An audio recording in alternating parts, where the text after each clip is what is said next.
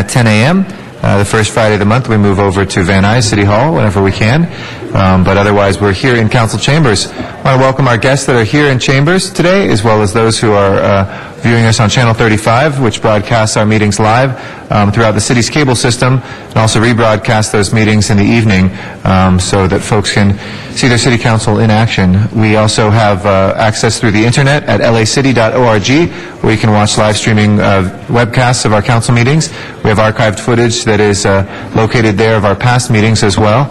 And you can use your telephone and call in to listen to the audio proceedings of our council meetings by calling the following number, 213-621-CITY. That's 213-621-CITY. That's a service called Council Phone, and that is available not only for our council meetings, but for any of our committee meetings as well. Our city's homepage has the agendas for today's council meeting, and those can also be emailed to you, as well as seen here in person in council chambers or in the city clerk's office. Our regular agendas are made available 72 hours in advance. Our special meeting agenda is 24 hours in advance. And if anybody would like to be heard on some of the items that are before us, please fill out speaker cards that are available in the back or in our remote locations in San Pedro and in Van Nuys, where we're able to watch you remotely, and hand that to the sergeants at arms or any of our city staff, and we'll be sure to hear your comments. Each Friday we have presentations that are before us for important people and issues and events, and we welcome all of the guests that are here today. Just as a side note, we are still expecting a couple council members. We are awaiting Mr. Huizar, and Mr. Zine is here, so we do have a quorum. So why don't we call the roll and run through the agenda, and we'll begin our presentations in a minute. Alarcon, Cardenas, Will, Hahn, Huizar, Labange, Parks, Perry, Reyes, Roosevelt, Smith, Weiss, Weston, Simon, Garcetti. 10 members present and a quorum, Mr. President. Okay, first order of business, please. Approval of the minutes. All right, Mr. Zine moves and Mr. Parks seconds. Without objection, those will be approved.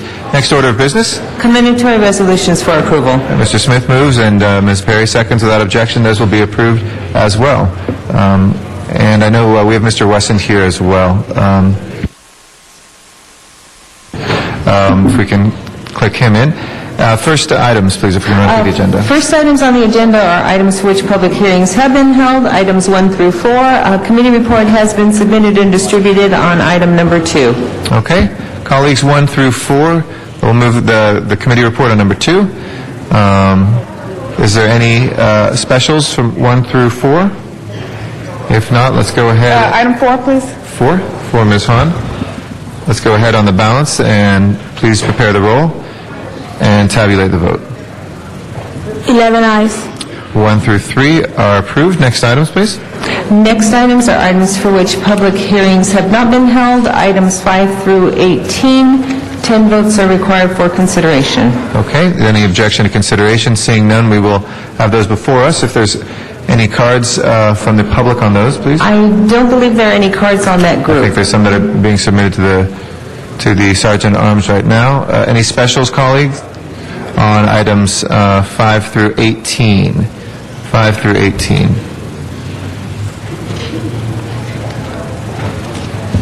We ask you to correct what the card numbers are for it. If there are no specials there, we will open and close the public hearings except for the cards that are coming right now. And those are numbers. 19 we got. 19's not yet? 22. No.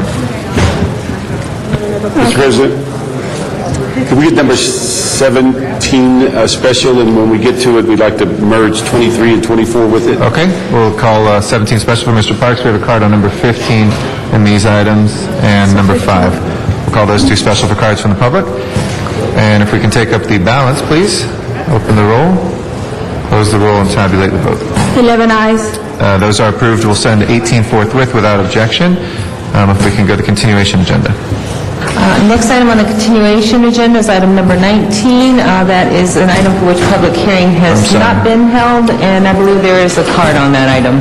My mistake, 18 was in the last set as well. We'll have to reconsider 18. My apologies. If we can reconsider 18, we'll call that special for a card from the public. I guess we have to suspend the rules because we send that forthwith. So let's open the roll on suspending the rules. On 18? Please open the roll, In case there's a card on close the roll, and tabulate the vote. 11 ayes. Okay, and we'll call 18, we suspended the rules, so we'll call 18 special, So 18. and we'll put that on a card from the public. We have the continuation agenda. We had 19, excuse me. We do not have any card on that. Anybody wishing? No, I'm sorry, Mr. President, I believe there is a card on 18, on 19. 19, okay. Okay, we have a card on 19. We'll call that special as well. Next item, please. Next item on the continuation is closed session. Do you wish to hold that on the desk? Yes, please. Let's call 20 and hold that on the desk, please. And there is a special meeting, but it's not for that. Okay. agendized yet. So we will now go to our presentations, and I'd like to recognize first from the 3rd Council District, Councilmember Dennis Zine. Thank you. I'm being joined by my distinguished colleague, the Controller-elect, Wendy Gruhl, Thank you. with a number of children. I would just, if we wanted to be able to, they are in Dennis's district, but from Sarah Canyon School and Troop 555. And if we could ask all of the kids to stand up here, then you'll be on camera. Come on, guys. Come over here. They can probably, we can't see because the camera's not up there, but just to acknowledge them for they were raising candy for their school. Raising money. And raising money, raising money by selling candy. And Dennis and I were, our arms twisted one day on Super Bowl Sunday to help support. So let's just give them a great round of applause. They're here today supporting us. Thank you. And that candy is going to be consumed by the end of the day. We'll share it here. We will share it here. Sure, we will share it here. We will. Thank you all for being here. Thank you, Councilmember Gruhl. Well, it's my pleasure to celebrate a birthday. And this birthday is a very special birthday. 234 years. Sunday, June 14th, 234 years of the United States Army.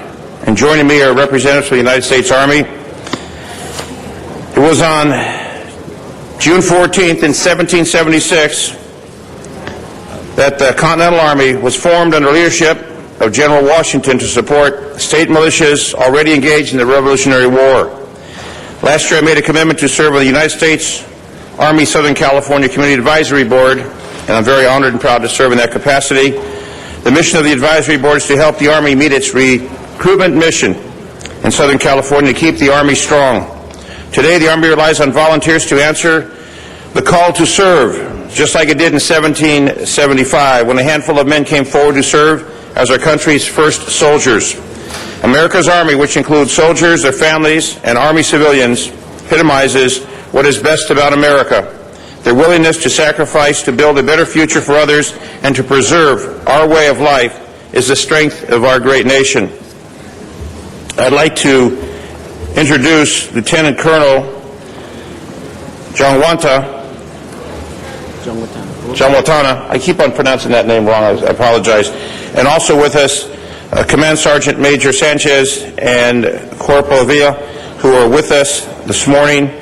And we're going to hear from Lieutenant Colonel, and we have a special cake from the United States Army that we're going to celebrate. Lieutenant Colonel. Cool, thank you.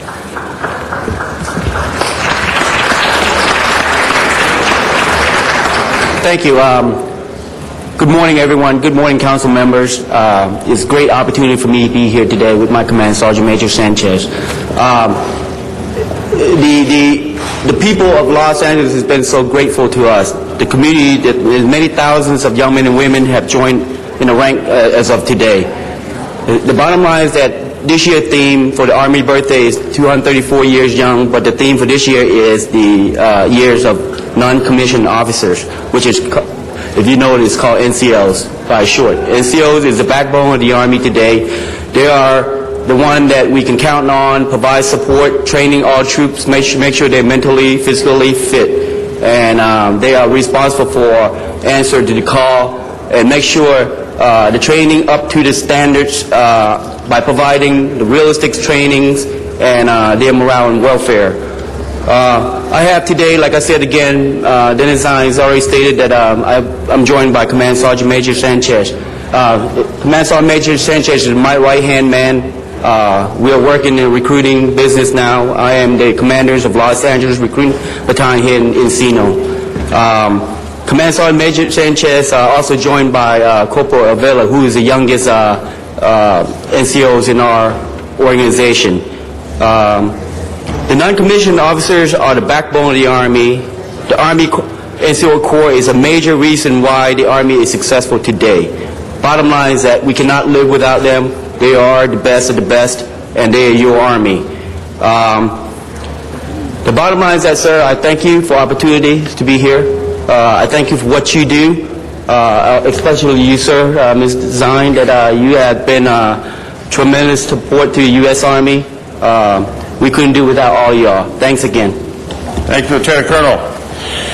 And the proclamation, which we have, and then we also have the cake that we will, in a unique tradition that the Army has, we will cut that cake in the unique tradition of the United States Army. I don't know, Mr. Garcia, if the Navy has that tradition, but I know the Army has a unique tradition in that. Our President is in the Naval Reserve. And this is the proclamation, Army Appreciation Day. Lieutenant Colonel will give that to you. And it reads, the United States Army celebrated its 234th birthday on the 14th of June. Soldiers will remember this last year as one of the great achievements. The character of the America's Army continues to shine proudly. Soldiers continue to exhibit a profound sense of duty, selfless service, and respect that has underscored acts of great honor, integrity, and personal courage. The United States Army has had a non-negotiable contract with the American people to fight and win the nation's wars. Today's Army continues to be the doer of our nation's deeds, with soldiers standing on point around the world, performing the role of peacekeeper, providing humanitarian service, and standing ready as war fighters. Our Army will continue to be ever pervasive in peace and invincible in war as America's guardians of democracy and protectors of freedom. Soldiers will continue to put duty, honor, and country first. And thanks to America's soldiers, freedom light is now and will continue to shine as a beacon of hope throughout our great United States. America's soldiers are the best in the world, voluntarily foregoing comfort and wealth, facing hardship and sacrifice, confronting danger, and sometimes dying in defense of our nation. We owe them our unwavering support and their resolute pursuit of the Army's vision to ensure it remains the world's finest land force for the next crisis, next war, and an uncertain future. And the City Council is awarding the United States Army this proclamation and recognition for their wonderful duty protecting Americans and our great land.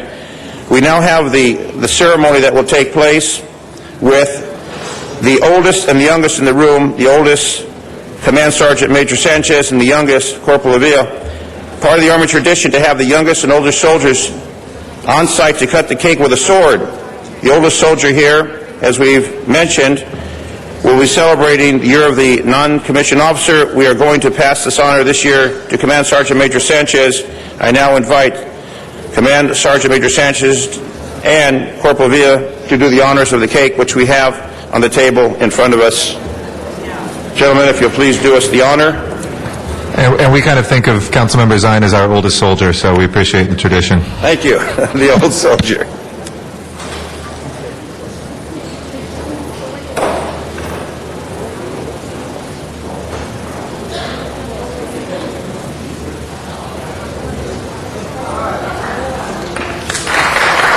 And now we all join the United States Army to sing Happy Birthday, led by Tom LaBonge. Happy birthday to you. Stand. Happy birthday to you. Happy birthday to the United States Army. Happy birthday to you. Thank you, everybody. Thank you. Thank you, Mr. President, and the cake to be enjoyed by all in the chambers.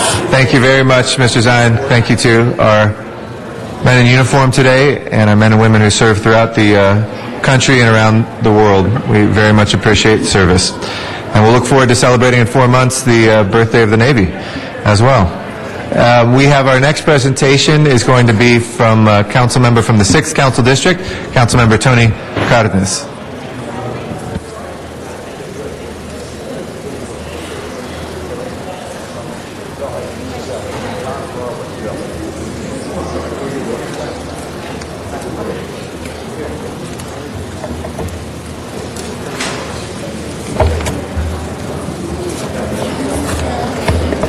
Thank you very much, Mr. President and members. I'd like the Spay and Neuter Advisory Committee members to please come and join me.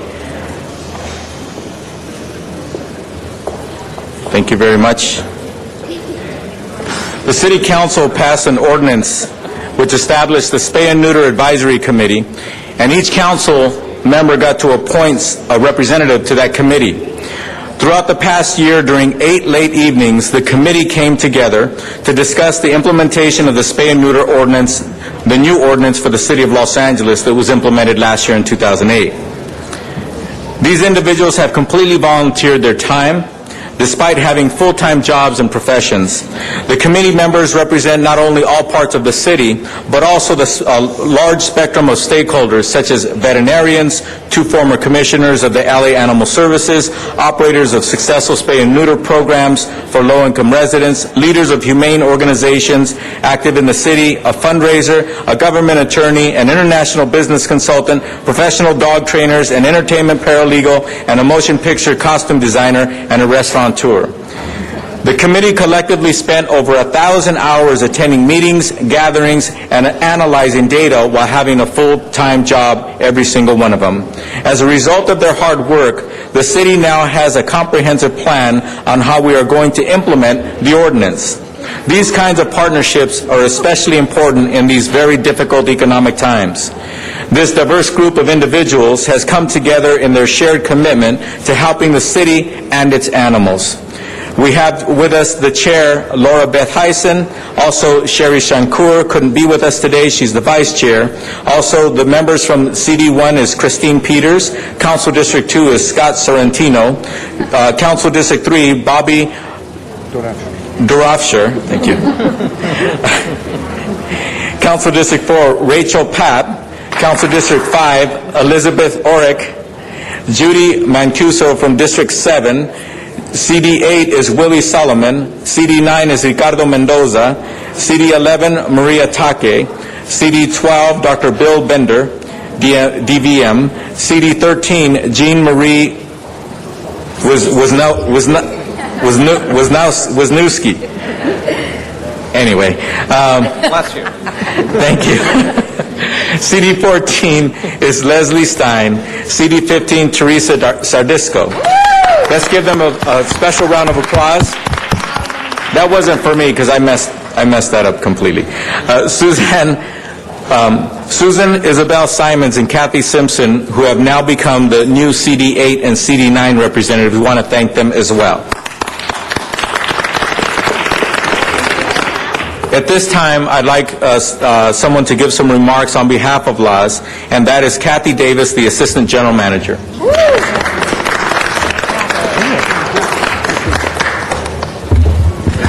Thank you, Councilmember Cardenas, and thank you, council members, for recognizing the Spay Neuter Advisory Committee. Their contribution has already been very valuable to the department, and we have embraced their initial report with open arms. We are thick into the details of putting their words into action, and we certainly welcome each and every one of their ideas and support their mission towards helping us accomplish our shared objective of enforcing the Spay Neuter ordinance. We look forward to our continued partnership, and we also look forward to their final report in October with additional ideas and suggestions. Thank you very much, council members. Thank you very much. Thank you, Kathy.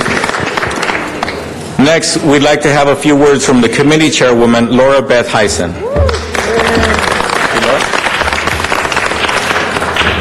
Thank you so much, Councilmember Cardenas.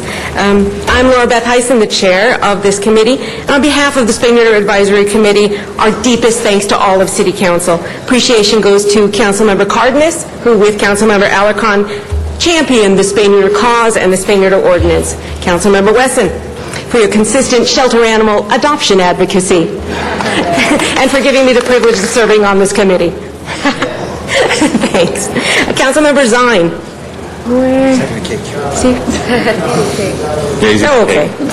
Well, he's always responsive to Animal Services needs, and I wanted to mention him too, and to all of you on City Council for adopting this much-needed ordinance. And in that ordinance, you had the fantastic insight to recognize that local community involvement and support are necessary for Animal Services success.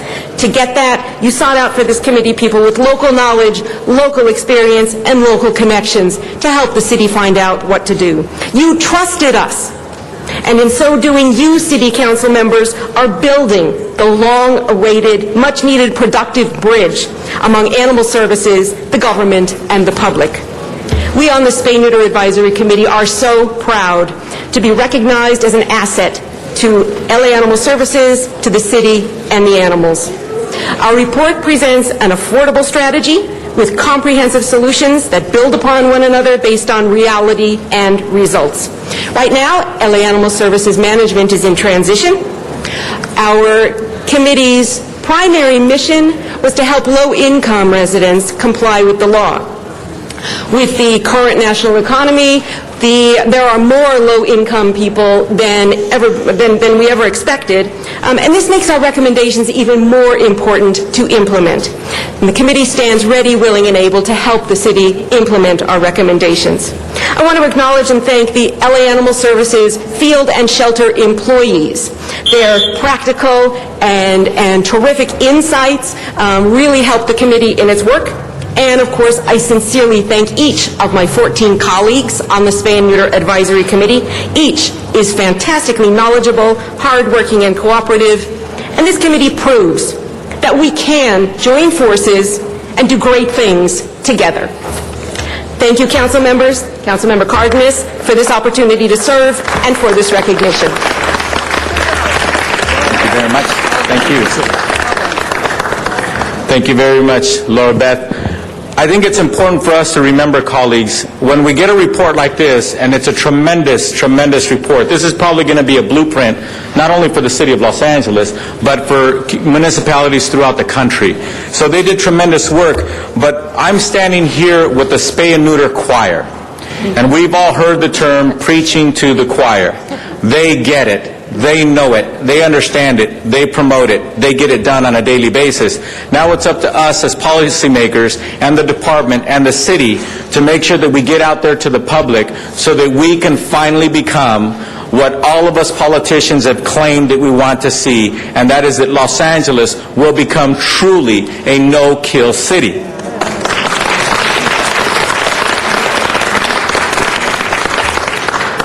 So if you're young or elderly, if you're poor or wealthy, every single person in this city needs to understand how important it is to spay and neuter our animals, because we are having to euthanize far too many cats and dogs every single year in this city and throughout the state and the country. So with that, I'd like to make two more announcements. The City of Los Angeles is getting their act together, and we have finally opened our third high-volume spay and neuter clinic in the Harbor area.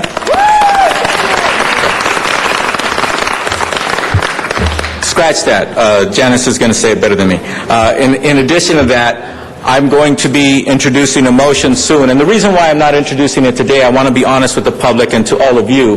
We were hoping to have a motion that would continue this advisory committee. But when we realized that if we introduce it the way it is right now, there would be a cost burden on the city. And none of us want to do that. So we're going to try our best to try to introduce an accurate motion, an honest motion, where we can have this advisory committee continue to give us free advice, and without having to put an additional burden on the city. So we're going to fine-tune that motion, and we're going to get it done, and we're going to continue this fine work by these wonderful ladies and gentlemen behind me. Let's give them a hand. Thank you. Ms. Hahn and then Mr. Wesson. Thank you. First of all, I want to thank Tony Cardenas for your unbridled passion, Unleashed. for all the animals in the city of Los Angeles, and we appreciate your leadership on this. I want to give a shout out to Teresa Tardisco, who's the 15th district representative, and to all of you on the Spay-Neuter Advisory Committee. What a great goal that you all are working on. And I was going to say, next Thursday, June 18th, we will be opening at 9 a.m. The Harbor Animal Shelter Spay and Neuter Clinic. We're very excited about that. It'll be a great resource for not just the Harbor area, really, but for so many other areas of the city of Los Angeles. So thank you for all your hard work. We really do appreciate what you're doing for the future of this city. Thank you. Mr. Wesson? Yeah, thank you, Mr. President and members. I, too, want to give a salute to my dear friend and colleague, Tony Cardenas. Everyone in this room knows and understands your commitment, but I'm just so excited that you're here today, the Advisory Commission, because today is one of my pet adoption days, so in a few minutes you'll meet Pretzel if you haven't met Pretzel already. I'm fortunate to have Laura Beth as the representative from the 10th District. And I just want to make an announcement as Janice as well. Tomorrow, I will be with Kathy at 9:30 in the morning at the South Central Shelter on 11th Avenue, where the Amanda Foundation is going to spay and neuter dogs free of charge. The program is called Pits and Pals. So we will focus on some of the pit bulls, but they also will have other four-legged pals. So tomorrow, 9:30, we will be there. And again, thank you for everything that you do, and keep your fingers crossed that within a little while I will find Pretzel a new home. Thank you. Thank you. And you have a perfect batting average, Mr. Wesson, so we know you're going to keep the streak going. And anybody who wants to read the report that the Advisory Committee put together, I know it's up probably a couple places. We did post it on our website as well at cd13.com, so anybody listening, it's right there on What's Hot, and it's a great place to be able to read it and download it, and it's a great read for everybody. Mr. Cardenas. Yes. Thank you. And then also, we're going to go in the back here and take some photos, and each one of the committee members is going to get one of these certificates. And also, I want to point out, these beautiful gold frames are not paid for at taxpayers' expense, okay? They are not at taxpayers' expense, but every single one of them is going to get one. Again, we're always focused on efficiency, and we're always focused on making sure we're a much more humane city. Thank you very much. Thank you, Mr. Cardenas. Congratulations to everyone. We'll next recognize Mr. Wesson to see if he can keep his streak alive. CD10.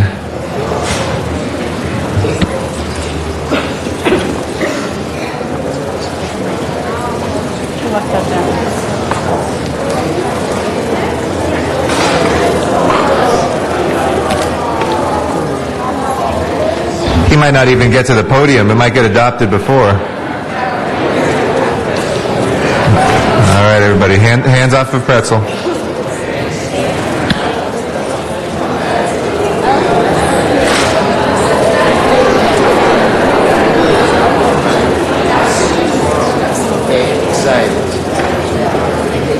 Thank you, Mr. President and members.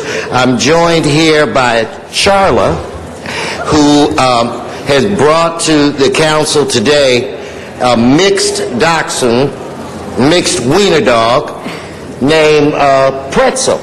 So Pretzel is here on this Friday, which is Pet Adoption Friday, and Pretzel is looking for a home. Pretzel is approximately 3 years old and was turned in by his owner. He has the sweetest personality. He's very quiet, very calm, easy to get along with, and does very well with children. So we're looking for a home for Pretzel. I say this every time we do this on every other Friday, that if you're looking for unconditional love, somebody that's going to love you on your good days and on your bad days, it's nothing like one of our companion animals, a dog, a cat, a bird, or whatever you prefer. The president of this council mentioned earlier that we, the City of Los Angeles, have a 100% adoption record. So every dog or cat that has been brought to the council has been adopted. We are in a very fierce competition with the County of Los Angeles, and I do not want them to get a one-up on us. So if you are watching this on Channel 35 and interested in Pretzel, please call 888-452-7381. And if by chance you call and Pretzel has already been adopted, do not fear. we have hundreds of companion animals that are looking for a new mom and or a new dad. Now, the last thing that I want to say is I would guess that about 75% of the dogs or cats that we bring before the city council are adopted by members of the city family and or people that are in the council chambers. So, Charla, spin him around so everybody can see just how cute he is. So if anyone needs a friend, trust me, Pretzel needs a home. We will have Pretzel in the back for a while, so if those of you need to call a girlfriend, a boyfriend, a husband, a wife, a mom, or a dad to get permission to take Pretzel home, we will afford you the opportunity to make that call. Pretzel is ready to go today. He's got all of his shots. He's been microchipped, and he's, again, looking for a new mommy and daddy. So with that, so you want to get the shot? Okay, Pretzel. We're going to make Pretzel famous. And thank you, Charla, for bringing him. Thank you, Mr. President. Wait a minute. Go on. Miss Gruhl. In fact, you know, Mr. Parks really wants him. But I tell you what, I will let Wendy, for the son, your son Thomas, I will let you take, you get first dibs on Pretzel. Big hand for Mr. Wesson and all his work he does. I'd like to call on Mr. Garcetti and Mr. Weezar, the great councilman of the 13th and 14th District, and our president of council, Mr. Garcetti.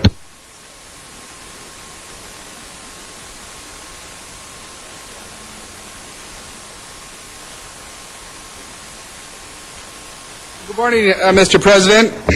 I'm very happy to stand here today along with our Council President, Eric Garcetti, as we celebrate the 111th anniversary of Philippine independence. And I want to welcome everyone to the chambers as we celebrate this very special day here in the city of Los Angeles, because it was this very same day in the year 1898 in which we recognized the independence of the Philippines. And Councilmember Garcetti and I share in representing two of the most concentrated areas of Los Angeles that have Filipinos in the city of Los Angeles.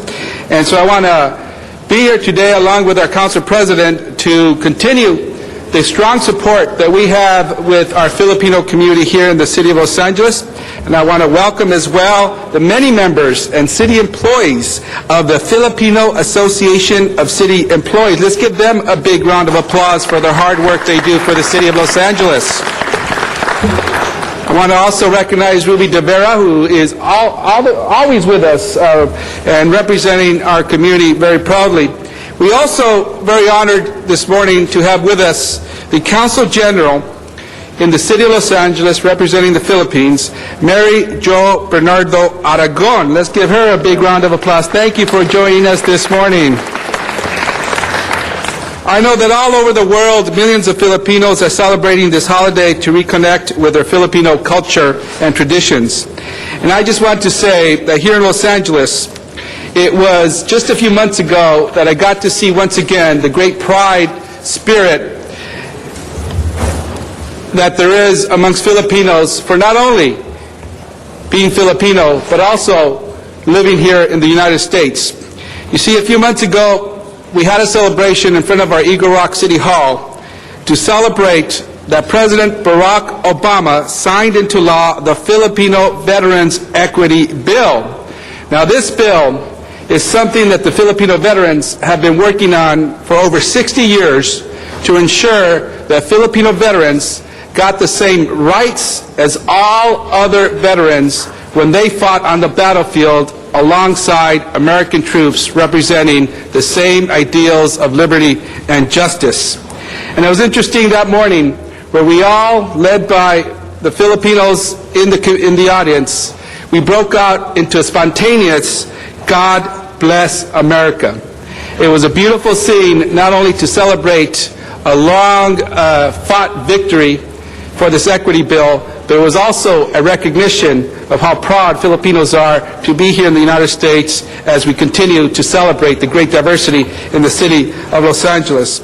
So with that, I'd like to welcome up our Council President, Eric Garcetti, who proudly represents Filipino Town here in central Los Angeles. Council President? Thank you. Thank you very much. Cheer for Councilmember Jose Huizar and his great leadership on behalf of not only the 14th Council District and this entire city, but also in representing such a strong component of the Filipino-American community. Thank you, Jose, for all that you do. Good morning. Magandang umaga sa inyo. Across the Pacific, millions of Filipinos celebrate the day that Aguinaldo declared independence of the Filipinos in 1898 from Spain.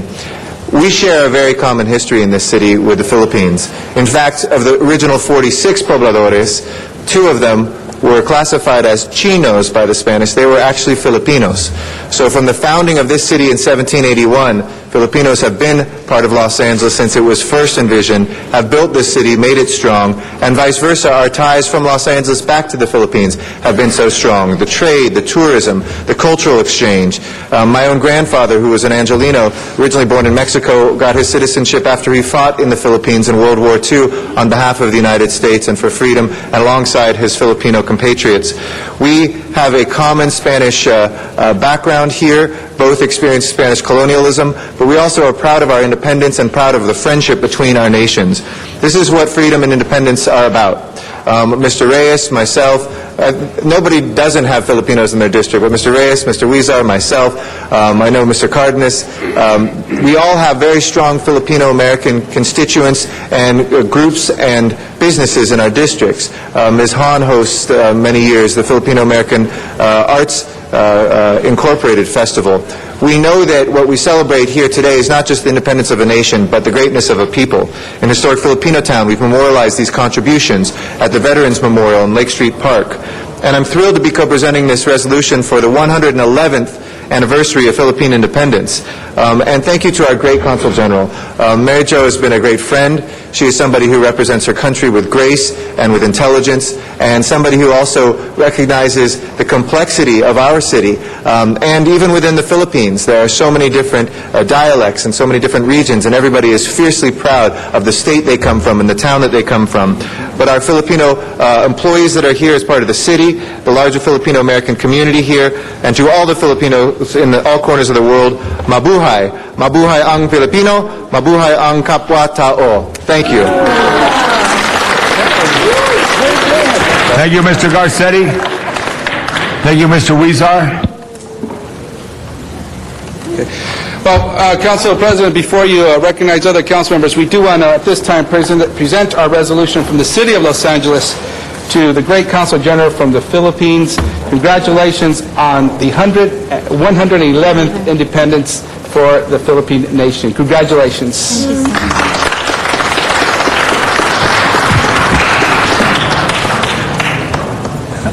Samalat.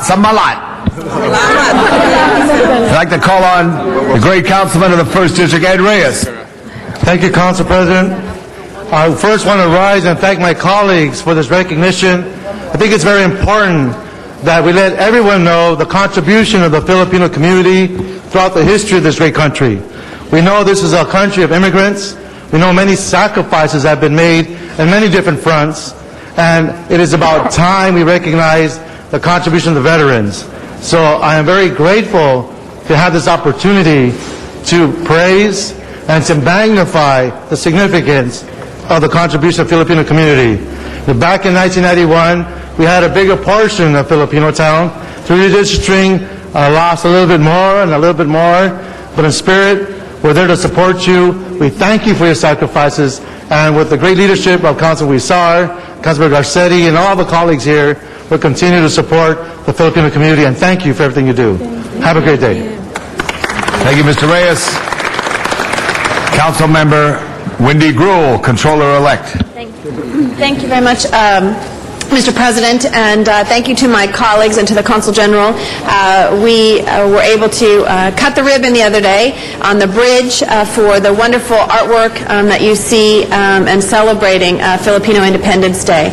And so I wanted to thank you and all of the hard work of the people that are standing behind you who helped put that together and who are ensuring that we celebrate the cultural diversity of our city and acknowledge the cultural diversity of our city. So just wanted to add my congratulations and thank you to all of you. Thank you, Mr. President. Thank you very much, Ms. Gruhl. And I want to say, Hamaga Humaga. Magandang umaga. Good morning to everyone, and I wish to thank on behalf of the Filipino-American community, not only here in Los Angeles, but in Southern California. I wish to thank the members of the Los Angeles City Council, Council President Eric Garcetti, Councilman Wizard, and all the other members of the City Council for honoring my country, the Philippines, and not only that, but recognizing the contributions of the Filipino-American communities to the development of this great country. Marami pong salamat. Thank you so much for this honor. And again, we are here to work closely with the City Council, with the members of our community. And thank you again for the honor that you have given our country and the Filipino-American community. Mabuhay! Mabuhay. I also want to recognize Eddie Angeles, who is a leader of our effort from Makati, sister city in the Philippines. Give Eddie a big hand. Salamat! Thank you. And Mr. President, we have one other speaker, Ruby De Vera, who is an Eagle Rock resident, always looking out to ensure that the large Filipino community in that community has its traditions and culture represented at all our community events. Ladies and gentlemen, Ruby De Vera. Ruby. Thank you very much. Good morning, Council President, Eric Garcetti and the Los Angeles City Council.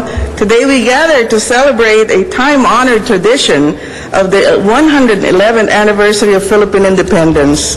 The Filipino community is proud of its contribution to the city of Los Angeles. Out of 40,000 city employees, 10% are represented by Filipinos.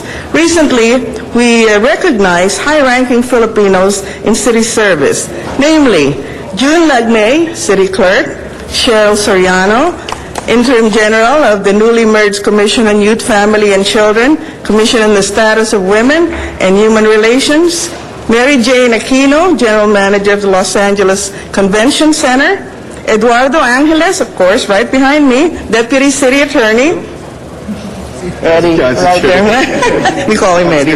Cora Salao, Department Chief Accountant of the Los Angeles Airports, and Lina Bustamante, Department Chief Accountant of the Department of Building and Safety, just to name a few. We are also proud of our commissioners who have served, who are currently serving, and ones who have served in the past. As Teresa De Vera, Department on Disability, Cass Tolentino, Los Angeles Fire Department, and Marisa Castro Salvati of the Civil Service Commission. We have here today former Building Commissioner Efren Abratic, and more. We want to see more Filipinos in this role as commissioners. They have reached these positions because of their commitment, dedication, and hard work. As President of LaFace, our main objective is to foster the advancement of Filipinos in city service. And our many accomplishments have proven that Filipinos can go as high as their dreams take them. In these hard economic times, the city can be reassured that the thousands of Filipinos in city service will continue to give their share of the sacrifice that is expected of them. Together we can do it. Thank you for the proclamation. It will be proudly displayed tomorrow evening as 1,500 Filipinos gather for the Gala of Philippine Independence. Thank you again. Congratulations on a very nice presentation. And Mr. Reyes, excuse me. Thank you, Council President. Colleagues, I just wanted to take a moment to recognize a very dear person, a person who has been involved in the Latino community for many, many years, was very active is a World War II veteran, an engineer, a specialist, who used his abilities and contributed back in actually building up a social network back in the 1940s and 50s, was very much involved with Mayor Sam Yorty and Councilmember Art Snyder, and was one of the pioneers in creating a social network for Mexicanos, for Latinos, and actually was able to gather resources and send money to the orphanages of Mexico. It's my great pleasure to introduce Enrique Carrera, who has joined me this morning. Let's just give him a brief round of applause and acknowledge him for his great work. And today we'll be adjourning in the honor of his dear wife, Hortensia, but I want him to introduce him today, because I know these meetings take very, very long. But I want to make sure we acknowledge his presence, his contribution to the great city of Los Angeles. Thank you, Mr. Carrera. Thank you very much, Mr. Reyes. I'd like to call on Councilmember Wendy Gruhl. Come on up. Thank you very much, Mr. President. And colleagues, it is with great honor that I acknowledge two women here today, Mary Lou Pozo and Kathleen Travers, for their efforts in bringing back bringing historical status to a Tujunga landmark. I was pleased to learn that the Office of Historic Resources declared, and with the efforts of the women behind me and many others, the Verdugo Hills of Peace Cemetery in my district to become a city historical cultural monument. The Verdugo Hills Pioneer Cemetery was founded in 1922 and is really a gateway to our past. Its 4 acres in the hills overlooking the towns of Sunland and Tujunga serve as a reminder of our city's rich pioneer history and a tribute to the unique quality of life in this community. Included with the confines of this cemetery are 2,400 internments. Many of those were early pioneers in Sunland, Tujunga, as well as veterans of the Civil War. After years of peaceful existence, the cemetery made international news during the torrential rains of February 1978, when the terrible storm washed out the south-facing slope. And many of the coffins and others actually went down the hill. However, a dedicated group of concerned citizens, and I have to repeat that, dedicated group of concerned citizens, have helped to beautify and restore this historic burial ground and have helped preserve this important community landmark. The Friends of the Hills Peace Cemetery work diligently year-round and have researched the burial records, designed plot maps, created a meditation garden, repaired the mausoleum, and each year organize a brush clearance and beautification weekend. I have to tell you, Mary Lou, who came to meet me soon after I was elected, in fact, I think she was waiting at the front door when I got elected, to talk about how we could make this cemetery.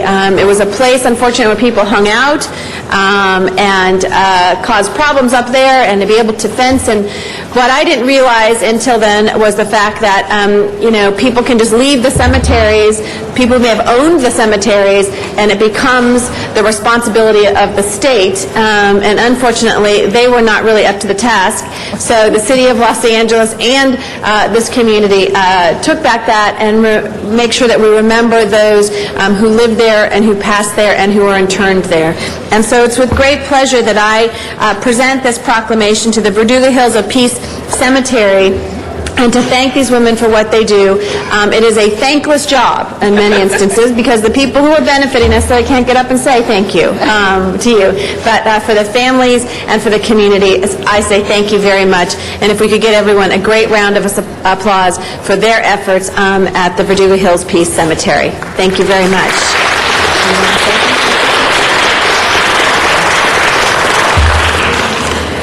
I would just like to thank the entire City Council and Wendy Gruhl for coming together when she came before you in 2003 with an emergency motion to get a fence around our cemetery. We were attacked nightly by vandals, and to be honest, without that fence, there would be nothing left. And you all came together and got general services out in 2 months, and since our locked fence went up, we've made all kinds of improvements. So I would like to thank you and Wendy Gruhl very much. And I'd like to thank all of you, too, for your support of the upcoming changes in the historic cultural monument procedures and policies. They're important procedures, important new changes, and you all make it possible for those of us who are dedicated to saving the history of Los Angeles to do the work that we do. So thank you very much. Thank you, Madam President, and I'll present this proclamation to them. I'd also like to just acknowledge, which I was going to do from there, but are here today, students from Saticoy Elementary School who are with us today. Their student council is made up of 3rd, 4th, and 5th graders. They participated in our Adopt a Wall program, painted a mural named Seeds of Peace School, as adopting a pocket park that we just did the groundbreaking the other day, has held a canned food drive and collected over 500 cans of food. They're an extraordinary group of young people. If I'd ask them, I was going to say, I'm going to ask them to stand. They're way ahead of me with their principal, Mr. Avilev. We could have the cameras show them in the back there and acknowledge them.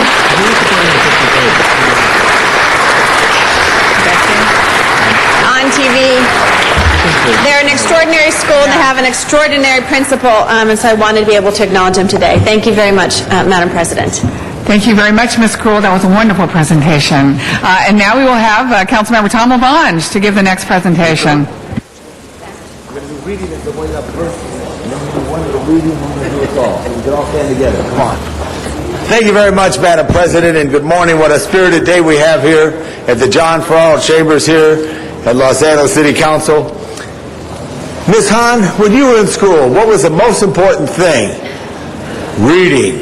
Reading was the way to get knowledge. And the program here is Reading is the Way Up. It's that I'm going to honor today on behalf of all of us here for the work that they do. Reading is the Way Up is a program that City National Bank's vision for all children to discover the joy of reading and experience the lifelong love of books. Research confirms that children who learn to read better at an earlier age are more successful. This is very special, and with us today is a very great team from City National Bank. Their CEO, Russell Goldsmith, is here. Let's give him a big welcome.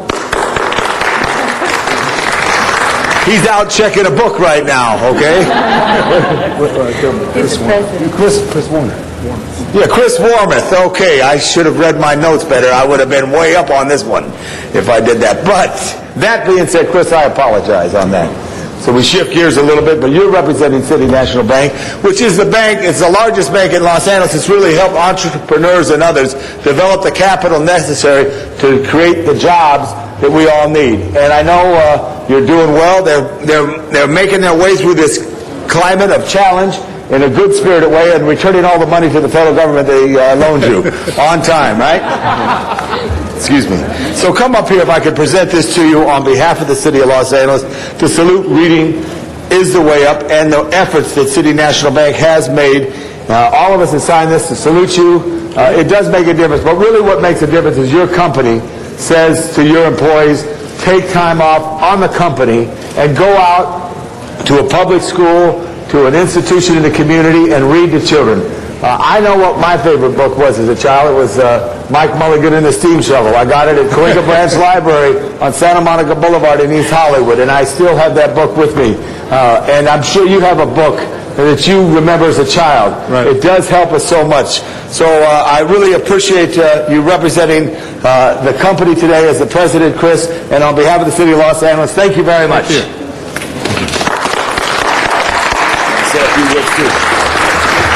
Good morning. Thank you so much, Councilman LaBonge. I am Chris Warmeth, President of the City National Bank. And we are the largest bank headquartered in Southern California and one of the safest and soundest banks in the United States. On behalf of my 3,000 fellow colleagues, I want to thank you for recognizing our efforts to promote reading in our schools. 7 years ago, we decided to help school libraries, many of which had deteriorated to disastrous conditions. At that time, there was an average of only about 11 books per student in our schools, well short of the nationally recommended 16 to 25 books. Even worse, many of the books had an average copyright of 1972. We started Reading is the Way Up in 2002 to help get new books into the hands of our local schools and to improve literacy. Over the past 7 years, we've donated more than 40,000 books to classrooms and libraries and given over $220,000 in grants to nearly 400 teachers in elementary, middle, and high schools. And briefly, I'd like to tell just about a few of the enterprising teachers in Los Angeles that we gave grants to this year. Catherine Martin at St.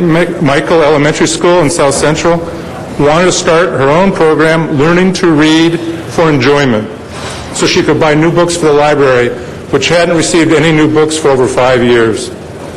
Roger Lowenstein at the Los Angeles Leadership Academy, a charter high school in Lincoln Heights, needed funds to pay for a new school newspaper. And Deanna Jones at John Burroughs Middle School in Hancock Park wanted to help reluctant readers with graphic novels designed just for that purpose. If I may, I'd also like to recognize one of my colleagues here today, Carolyn Rodriguez, for her support of our program. Carolyn is the heart and soul of Reading is the Way Up, having volunteered to run it back in 2002 when we started. She's a native Angelina who graduated from Hollywood High. We didn't go out. And she's been instrumental in building the program into what it is today. We would also like to thank those other organizations that have partnered with us, including Barnes & Noble and Wonder of Reading. And finally, we'd like to recognize the folks who really make a difference, the school librarians who are here with us today. We know that the librarians are on the front lines of literacy, and you're the ones who are really improving children's literacy and children's lives. Thank you for the jobs that you're doing.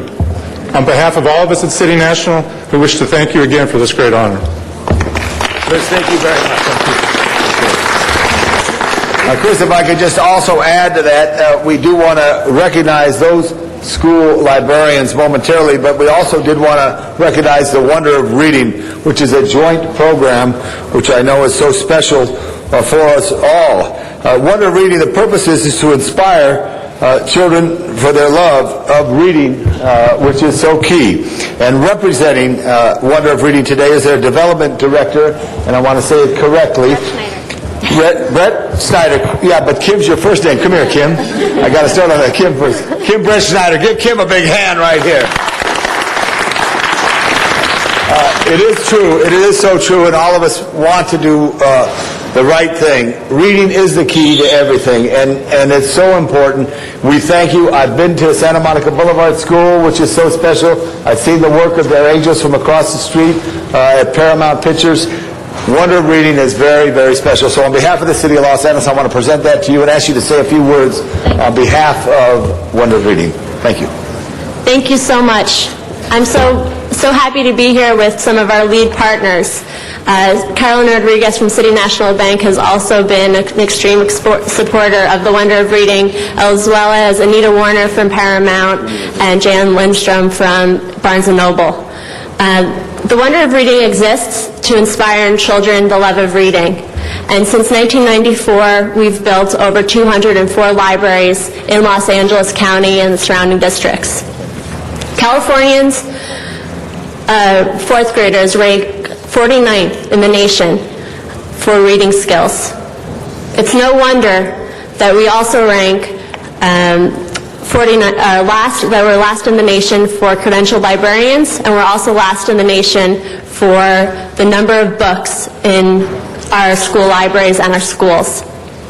The Wonder of Reading is committed to change these dismal statistics, and by doing that, in our 204 school libraries, we commit a lifetime partnership to reading programs and have trained over 5,000 volunteers in Los Angeles County, and we work every day to ensure that those families and students get the support that they deserve. Thank you very much.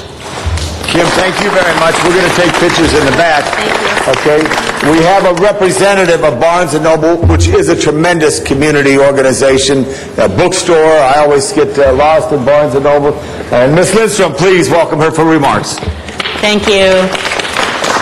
On behalf of Barnes & Noble Booksellers, I would just like to thank our literacy partners, Reading is the Way Up and Wonder of Reading, for all the hard work that they do, really promoting literacy. As booksellers, we know that literacy is the key to our children's future, and we're happy to be on the front lines with them, getting books into the hands of kids and supporting our libraries and our schools. We'd also really like to thank our customers. Our customers really support the holiday book drive that we do in all of our stores. And in the city of Los Angeles, we have representatives from our Grove store here today. They were involved with doing the holiday book drive with Reading is the Way Up as the beneficiary. And our customers donated thousands and thousands of books, and Reading is the Way Up and City National Bank did matching donations for that. So we're just really, really grateful, and we're happy to be here today, and we're thankful for this honor. Thank you so much. Thank you. I want you to show something real quick. Ms. Hahn, you'll like this here. I think I was there the other day, right there on the Grove, and yes, it is right here, right there. I hope I got it right. Did I get it right? A Barnes & Noble, right there. How's that? Very good. A gold card. Also to go with my library card from the Los Angeles Public Library System. Ms. Hahn, as I conclude these remarks, I want to introduce, with self-introductions, the great librarians from schools throughout Southern California and Los Angeles, and from Santa Monica Boulevard School. Chin-Hee Kim. Okay, very good. Thank you. Thank you. 3rd Street Elementary. Carol Conniff, thank you very much. Hancock Park Elementary. Patty Mead. Got everybody here. And did I forget to... Thank you very much, Mr. Lamonge. Great presentation. Well, Ms. Hahn, thank you, and members. It is a wonder of reading, and it's a wonder of all of us today. Thank you so much. Well, reading is information, and you know what they say about information? Information is knowledge, is power. Exactly. And it starts with reading. Create an opportunity, create an opportunity. Thank you. Thank you very much. I'll let you get the last word. Thank you. I think at this point we don't have another presentation, so we'll take public comment. And we'll start with Dr. Clyde Williams. Dr. Williams, are you here? Yes, he is. Oh, he's here? Okay. Let's buy him.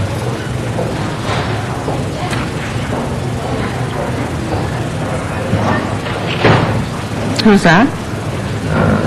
Tezazoma. Tezazoma, from the farmer's house in Pennsylvania. Whoops. That's bad, there's nobody here. Good morning. Go ahead. Good morning. Dr. Clyde Williams, El Sereno, Northeast LA. I did have a card on number 3 item, but anyway. Southwest Museum. The Autry National Center has a lease, but we all know that they haven't complied with any of the terms and conditions of that lease with the city of Los Angeles for 11 acres of one of the best areas in LA.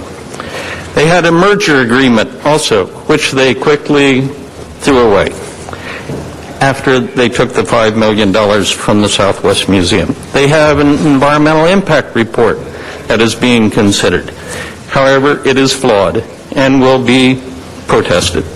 The Autry and the previous board, which includes many board members on the Autry's board now, conducted benign neglect.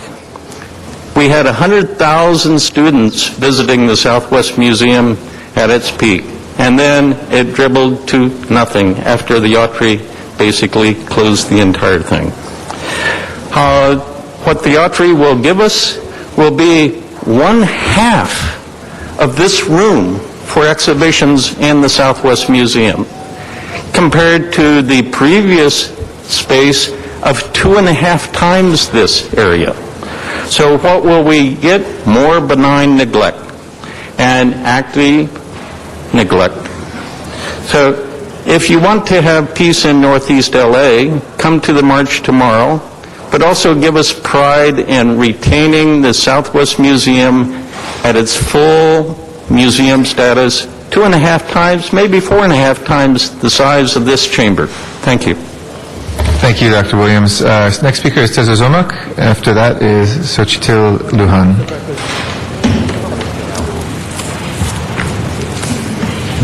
Good morning, City Council. Good morning. It's been 3 years, I think, since we've seen each other. I'm here to basically let you guys know that, we are still in the community. We've been bringing organic food into our community. We have, actually, I think you guys can have access to our organic produce up here on the city lawn on Thursdays. Many of you have consumed the labor of the work that we've been doing for the last 3 years. And I'm here basically to let you know that, there's still opportunity to reconsider changing the distribution warehouse that is going to be built on 41st and Alameda. There's still the opportunity to take the Quimby funds there's policy coming down to change the use of that. There's still opportunity to purchase that back and to put the land back to the use of the community. The world is watching LA. Michelle Obama has a garden on her house. Maria Shriver has one at her house, and we're waiting for the First Lady of LA to put one up to show the world that we are a premier city. And again, I want to reemphasize that we are committed to what we've been doing, which is to grow food, grow healthy food, create sustainable environment, create good communities. And we've been working on that for the last 3 years, and we're here to let you know that, we would like you to reconsider the use of the land at 41st and Alameda, that it be best served the needs of open green space for our community, and that that's basically what we are here to tell you today. Thank you very much. Appreciate your comments. Xochitl Lujan. After that is Liz Chavez. Good morning. Good morning, council members. Thank you very much for giving me your attention and not speaking on cell phones or watching your computer screens. I would really appreciate your attention. The screens have you on them too, so sometimes people watch it then. Thank you very much. I'd like to echo what Mr. Tesosomok said to you right now in regards to having the community garden in South Central Los Angeles.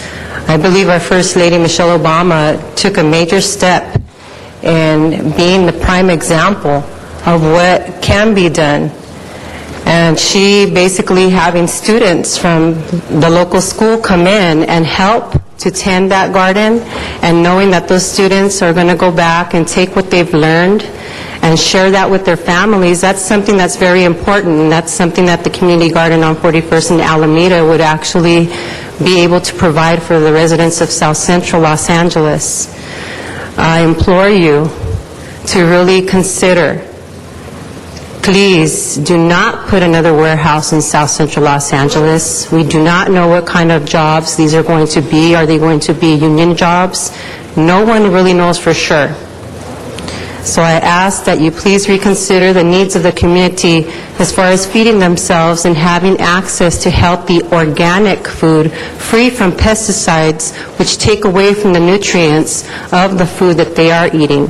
So please reconsider this. There are many community members who have come out to the city planning department to basically protest the development of this warehouse because they already have existing health conditions. They do not need any more particulate matter. The children do not need to be in any more danger of congestion from traffic. They do not need those things. What they do need is a place where they can get healthy organic produce to sustain themselves. Thank you. Thank you very much, Ms. Lujan. Liz Chavez is our next speaker, and then after Liz will be Alberto Tlatoa. Good morning, City Council, City Council members. I'm here today, 3 years later, once again, talk about the South Central Farm, just to repeat what everybody's been saying, we're still, growing organically and locally, not in LA, but we're still growing locally. Without your help, we've managed to do so many things, and we're still, we're going to keep going no matter what happens. But once again, I implore you as well to, reestablish the South Central Farm. This was a safe haven for the community, for everybody. I went to go do a presentation at Carver Middle School, which is like less than 2 mile radius from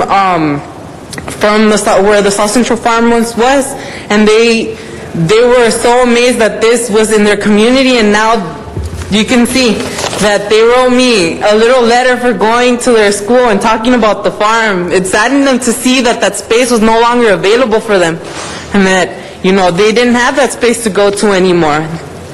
They wrote it in their journals, and they told their teachers, and they have their own school garden, and now they want to start, reestablishing that connection with us, and they want us to go and help them with their own, little gardening in their school. So this farm was about so much more than just, the community wanting the space, but it was about, families feeding themselves, and it was about something that was really important to the community. And I think that you all have forgotten why it is that you are there, that the community put you in your positions, that you didn't just get there. And you forget what, the community needs.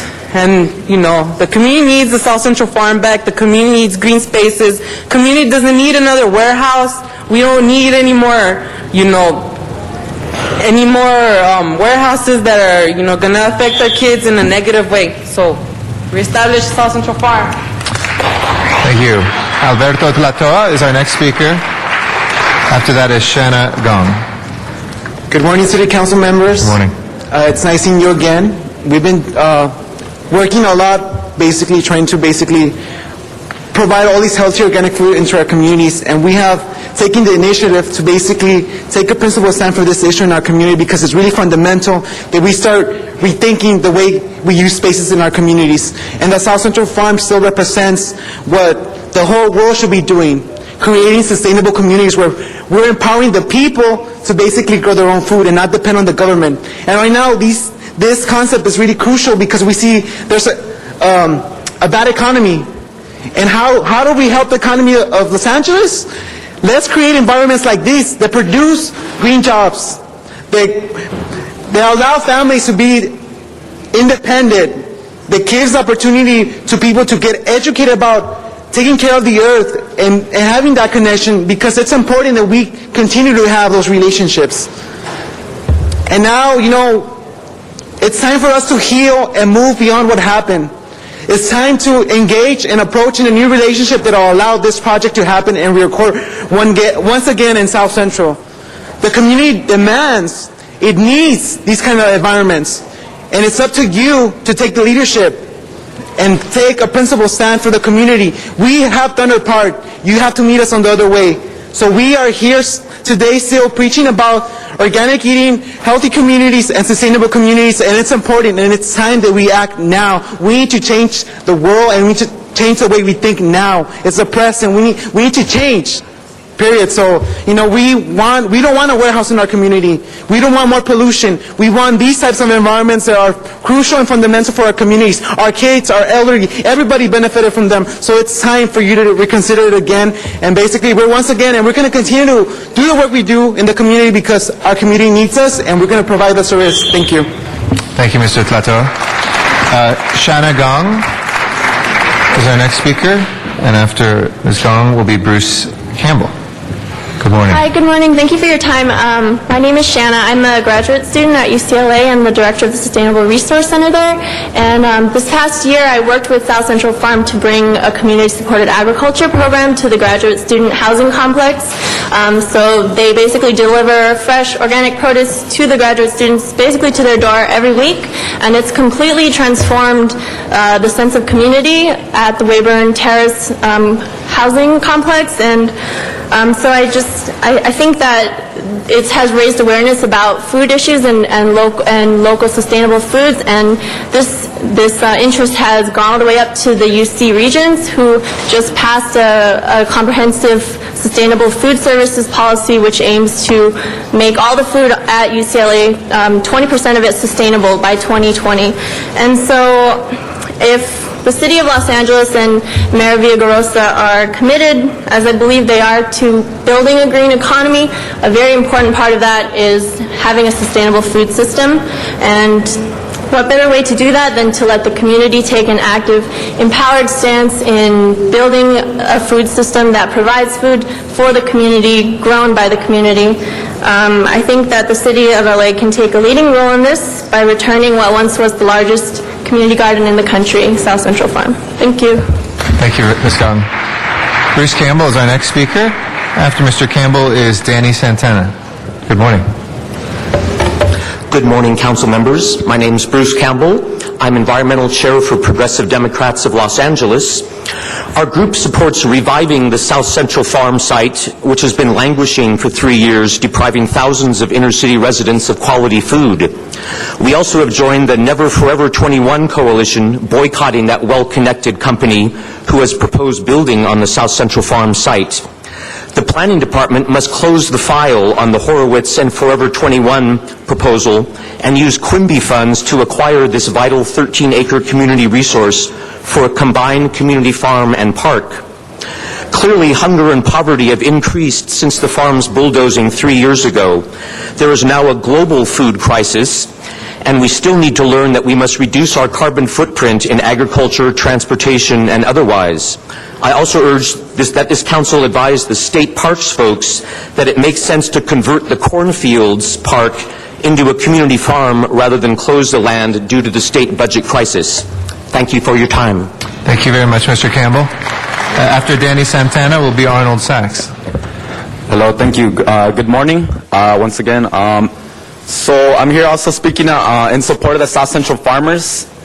Just to start off, I want to say that when I came to the South Central Farm, I came to the South Central Farm when I was only 16 years old. And they took me in as a volunteer at a time, and me coming from a low-income community where there's a lot of violence. And instead of going out there and being the statistic, these farmers and these supporters, they took me in as a volunteer. And as a volunteer, I learned how to do other things to help out my community. What does it mean to grow your healthy organic food? And once again, I'm urging for the attention of everyone in the City Council, urging to listen and direct your attention to the front, because I believe this is a very important issue for me, not only as me, but as for the community in general, because it wasn't just youth like me who came into the South Central Farm and grew. It was lots of other youth and children as well.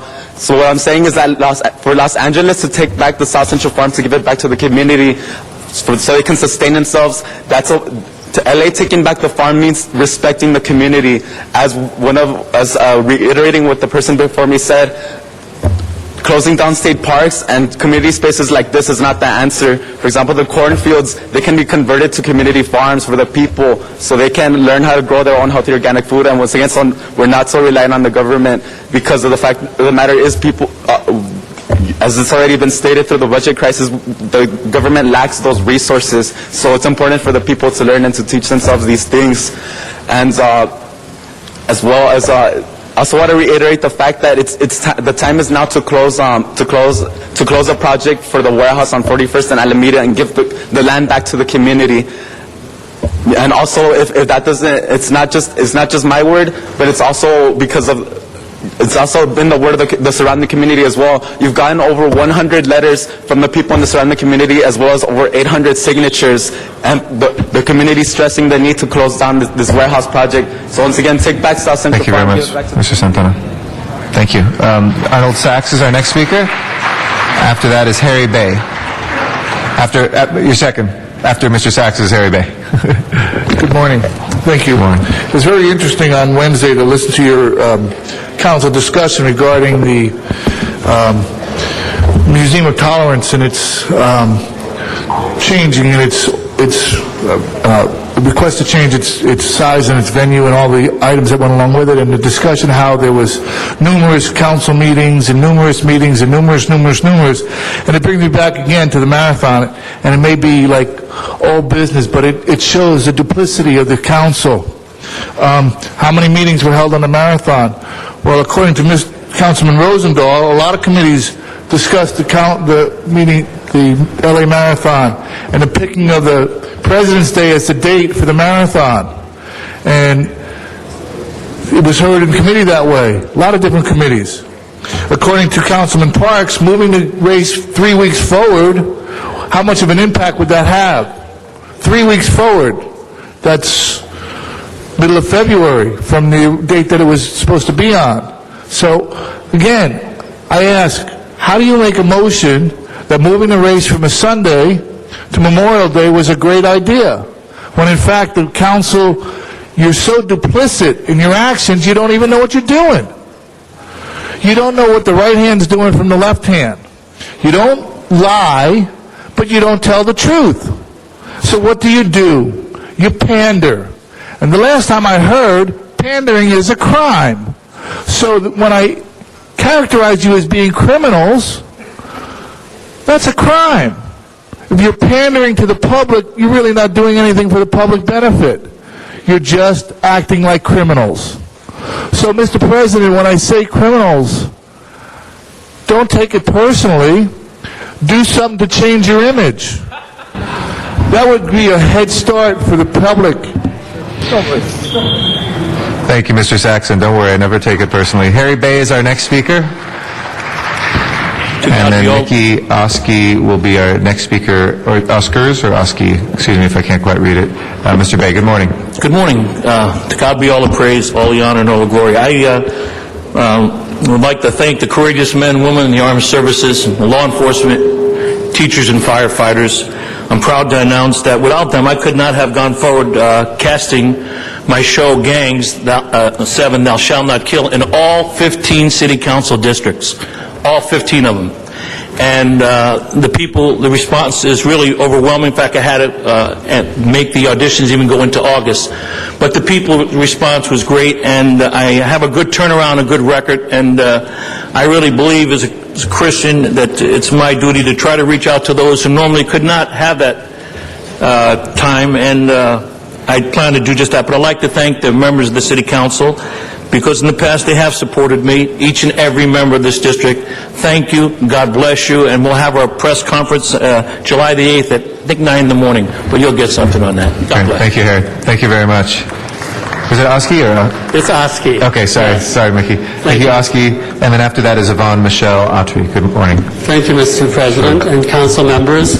My name is Mickey Oski with Westside Progressives. I'm here along with about 15 other members of the Reaching Higher for Healthcare Coalition. We've made the rounds of all the council members to thank them for their past vote in favor of the amendment to the living wage ordinance. And we're here to remind them that the task is not over. These workers, many of them have never had health care, while most of us have had health care all of our lives. They've had to depend on public handouts or their minimum wage salaries, and they are dependent on you. So we're here to ask that you continue your support.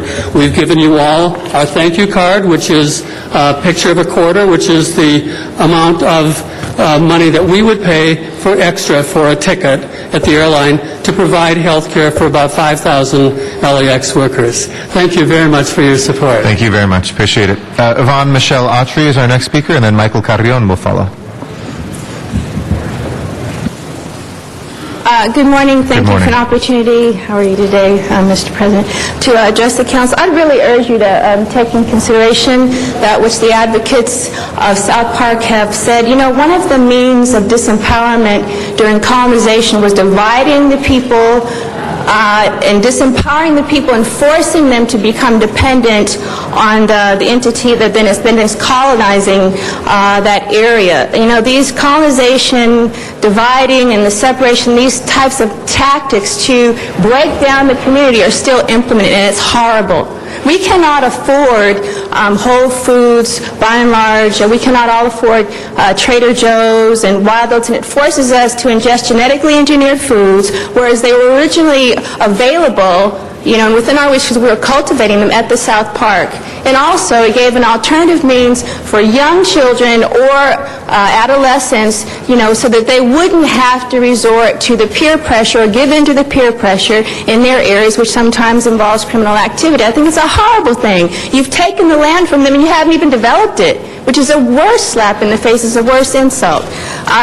So I hope that you take in consideration what they've said, because it's a horrible colonization, and it's a horrible division, and it's a horrible suppression and abuse of the environment, and also subjection of all of us in this neighborhood. On the positive, I would like to say I'm glad that you did award the neighborhood city councils at $45,000 instead of $11,000, because functions and celebrations like Father's Day celebrations, Mother's Day celebrations, street ball leagues, and other community events would have been completely disabled, and they would have been completely discontinued. So I am glad for that provision. However, I would like to lobby the city to, again, mount a reward for the murder of Kevin Cohen, who was murdered Easter Sunday morning. That was April the 12th of this year. I know that you would do that for members of other, people of other communities, so please, if you would just have uniform acknowledgement and recognition of the life and death of this individual. Thank you. Thank you, Ms. Audrey. Our next speaker is Michael Carrion, and after Mr. Carrion is Zuma Dog.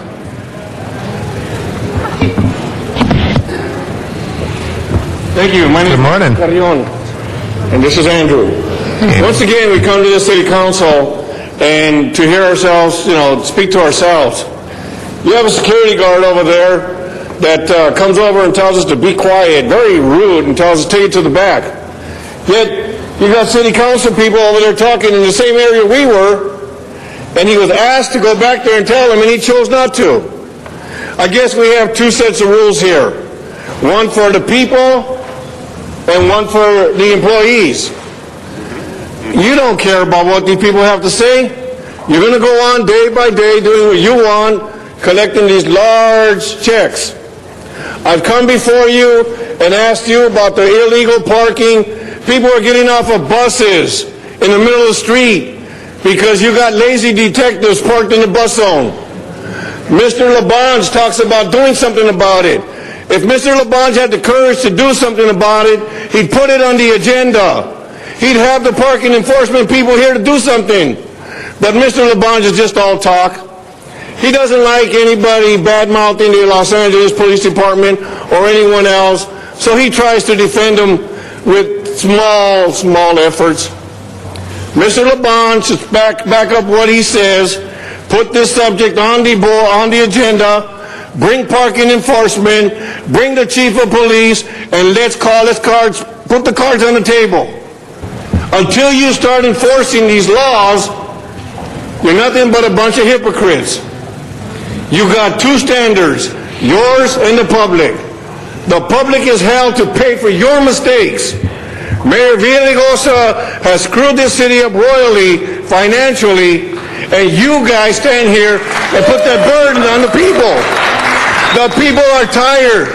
We're sick and tired of hearing this crap over and over and over. You're doing this all for us. You're doing this to line your pockets. Thank you, Mr. Carrion. Zuma Dog is our next speaker. Yes, first of all, I'd like to remind everybody at home watching, item number 20 today, the B word makes its appearance on the agenda. Bankruptcy protection. They're having a discussion about measures concerning it. And although it's not declaring bankruptcy, yes, the term bankruptcy protection is being discussed on council today. I told you so. Thank you. Also, City Attorney's Office, we need a motion to say, Nick Velasquez and Ben Austin, please take your lazy taxpayer positions asses out of your chairs and let some real workers in there. We got serious business in the City Attorney's Office, and we can't have Rocky Delgadillo's political tenured people that are there to keep his pay-for-play scandal covered up, getting in the way of city business. Please make a motion. Nick Velasquez, Ben Austin, get your lazy asses out of the taxpayer seats. We need real people. Mr. President, his language could be... Hey, Mr. Dog, please, we'll ask you to maintain decorum. Thank you. Now let's discuss medical marijuana Last year warning. dispensaries. Let's discuss medical marijuana dispensaries. The city is taking an arrogant, flippant position, and it has now pissed me off. Let's explain. You created this problem. You had 500 hardship exemptions.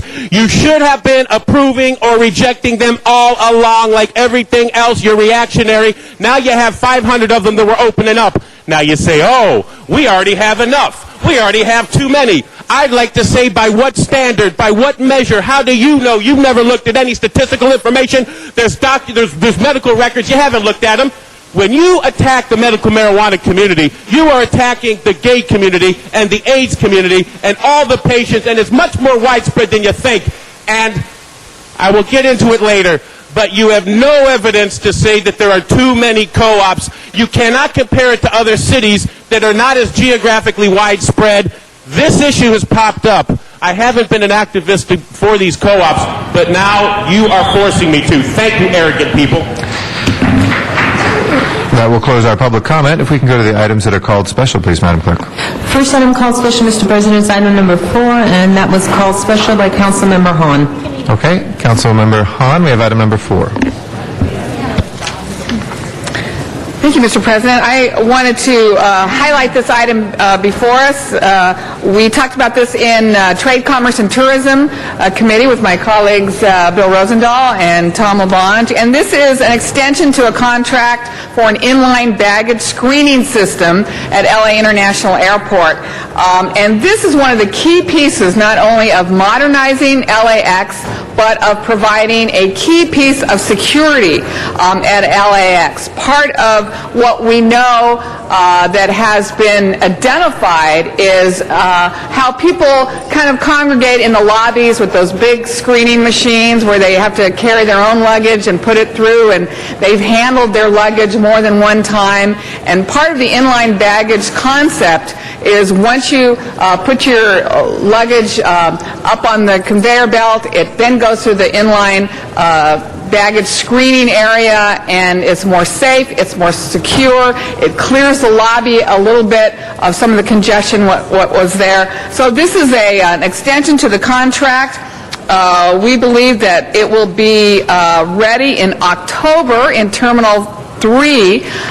Originally, this contract was for 3 of the terminals, but now it's only going to be for Terminal 3. We're working with the airlines on the other 2 terminals. They would like to build their own inline baggage screening process. So I'm here today to ask for your vote to extend the contract for Terminal 3 so that by October we will have up and running a secure, effective inline baggage screening at LAX, but also to kind of give a shout out to the other airlines to say, hopefully you'll work really quickly and really hard with our employees at LAX to complete the other 2 and the other 2 terminals so that we can get all of these online as soon as possible. As we know, just to have one terminal with this state-of-the-art technique is not good enough. We need to have this all through LAX so that it will modernize it, make it a secure place for people to get their baggage screened. Thank you. Thank you, Mr. Rosendahl. Shout out and agreement, obviously, with our chair on this. We are doing an incredible amount of modernization of LAX. We're spending $5 to $7 billion now. This is also part of that process. This is also working well together, and obviously, I would want an aye vote on this. Thank you. Thank you. All right. Let's go ahead and prepare the roll then and tabulate the vote. 14 ayes. That is approved. And my apologies to Ms. Perry that we had another presentation, so my apologies. And I just wanted to say, since some things were said in public comment, just very briefly, I want to thank you, Ms. Perry. I know you've worked very hard, and there's tens of acres of new community gardens in your district, as well as continuing commitment on this council to community gardening, to being able to have urban farming, and we appreciate your good work on that. It's also stated on the record that folks were not listening. I definitely was listening for the entire public comment. I, as witness, know that my council members were also there listening as well. So for members of the public who may have been listening to public comment, we do care, we do listen, we respect people's differences of opinions always, and they have that right to say that in free speech. But please go ahead, Ms. Perry. Thank you very much, Mr. President. And just to add on to what you just said, for the public to know that the Department of Water and Power has an easement that you can access down around 92nd and Avalon, and there is a new community garden run by the nonprofit Garden Council, and at this point the garden is well over 14 acres, which is larger than the garden that was located at 41st and Alameda, and they are still growing by leaps and bounds. I go there on a regular basis. Many of the gardeners who used to garden at 41st and Alameda, or the farmers, are now over there, and they're having a great time, and it's thriving. So for those of you who are listening, go and see for yourself. I think you'll have a great time. It's a great family atmosphere with beautiful organically grown fruits and vegetables and herbs, and they're doing very, very well. Anyway, I'm joined here today by 2 outstanding organizations who have worked tirelessly to address the issues of homelessness and access to housing. They are New Image Shelter and the Skid Row Housing Trust. Recently, these two organizations partnered to bring hope and housing to those who need stability, and the Abbey Apartments have served as the centerpiece of this partnership. Skid Row Housing Trust worked with my office, the private sector, and other government agencies to bring quality housing online just in the last few months.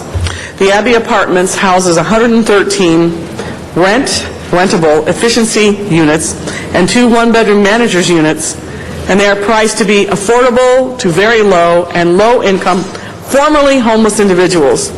100 of these units are reserved for chronically homeless individuals with disabilities.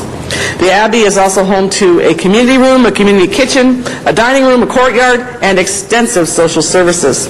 Some of their on-site services include the JWCH Institute. Skid Row Housing Trust provides case management, primary health care, mental health treatment, and substance abuse and benefits advocacy. They have been in the forefront of providing housing and support services to pull people out of homelessness and to give them the tools to succeed. And the Abbey is just one of many outstanding projects, and New Image has been doing similar work. New Image runs the largest emergency shelter in the city, located, and I say this proudly, in the 9th Council District. They are often the first stop along the way to connecting people to services and moving them from off the street to transitional to permanent housing. Now, working together, New Image has connected clients directly to housing at the Abbey, a stable and supportive environment. Both organizations have a long-standing history of serving our community. I'm proud to recognize them for a job well done, and I'm joined here today by several members of Skid Row Housing Trust and New Image. Their hard work and dedication was instrumental in the completion of the project. So I'm proud that both of these organizations work in the 9th. They are both outstanding, and I'd like to just say their names, and I'm going to go in the back and give out the certificates. But we have Molly Reisman from Skid Row Housing Trust, and I think some of you know her. Mike Alvarez, again from Skid Row Housing Trust. Joanne Cohen, Sherry Bethany, Claudia Roman, Dante Nellum, Al-Salon Williams, Sonny Irvin, and then members of the New Image staff, and I think it might be Sonia Navarez, Maggie Working, Pamela Moncrief, Genevieve Ramos, and I think, okay, I got Sonny. Okay, I think I got all of them. I don't want to leave anybody out because they work so hard. It's not fair. But I just wanted to say publicly how much I appreciate what they do. And Molly, if you'd like to, where's Molly? Okay. Okay, who's going to speak? Or say a few words. Good morning. On behalf of New Image and Skid Row Housing Trust, I would like to thank the council for these certificates and to make it known that thanks to the collaborating agencies, Skid Row Housing Trust were able to place clients from emergency into permanent housing instead of emergency to transitional, then permanent. We're able to cut out the middleman and place them into emergency, from emergency to permanent housing. Thank you. Thank you. We'll go in the back and have officers. So thank you very much. We'll go in the back and take it. Thank you very much, Ms. Perry. Our next item called special, please. Yeah, one more speaker. Oh, I'm sorry. You have one more speaker. Please, go ahead. And then Mr. Reyes would like to add his good wishes as well. Please, go ahead. Thank you. Good morning, City Council members. First, I want to say thank you to Councilwoman Jan Perry for putting together Skid Row Housing Trust and New Image to work on this very noble task. On behalf of Skid Row Housing Trust and on behalf of the entire staff who worked so hard to make sure that individuals who have been homeless for a minimum of 1 year have a place they can call home, we thank you for this lovely honor. Our population, as you know, suffer from both mental and physical disabilities. They have lived lives characterized by tragic circumstances. Some were foster children who aged out of the system with nowhere to go and no one to turn to. Some had serious mental health challenges from an early age but were never diagnosed correctly because they were economically disadvantaged or disenfranchised. Some are schizophrenic, and the only way they can drown out the noise in their heads is to abuse drugs or alcohol. Skid Row is the only place they can go to take advantage of the services they so desperately need. Skid Row Housing Trust does not just give these people a roof over their head. We make sure that each resident receives all the services they need to reintegrate into society. We take care of them medically and psychologically so that one day they can take care of themselves and truly enjoy their lives. Personally, as the senior program manager of 4 of the 22 Skid Row Housing Trust buildings so far, I feel grateful and lucky to be an employee with such a wise and successful organization, and I know that I speak on behalf of Sonny Urban, Alcelon Williams, Dante Nellam, Claudio Roman, and Maricela Velasquez when I say that I love what I do, and I look forward to working with Skid Row Housing Trust for many years to come. Thank you. No, don't go away. Mr. Reyes wants to say something. Mr. Reyes. Thank you, Councilman. I just wanted to rise and thank you as well. As a neighbor to the 9th District, it's important that we understand the level of work and the passion it takes to do what you do on a daily basis. I think it's very hard to understand what's in front of you every day and what you deal with every time you go home. Every time you wake up, you know what you're going to be up against. And the strength it takes to do that is amazing. And for us as a city, as a county, as a state, to ignore and allow this condition to persist is a disgraceful comment to our society. And for that, I say thank you for your hard work. I have a son in high school. He just graduated from high school, and his class would go down there and would try to help.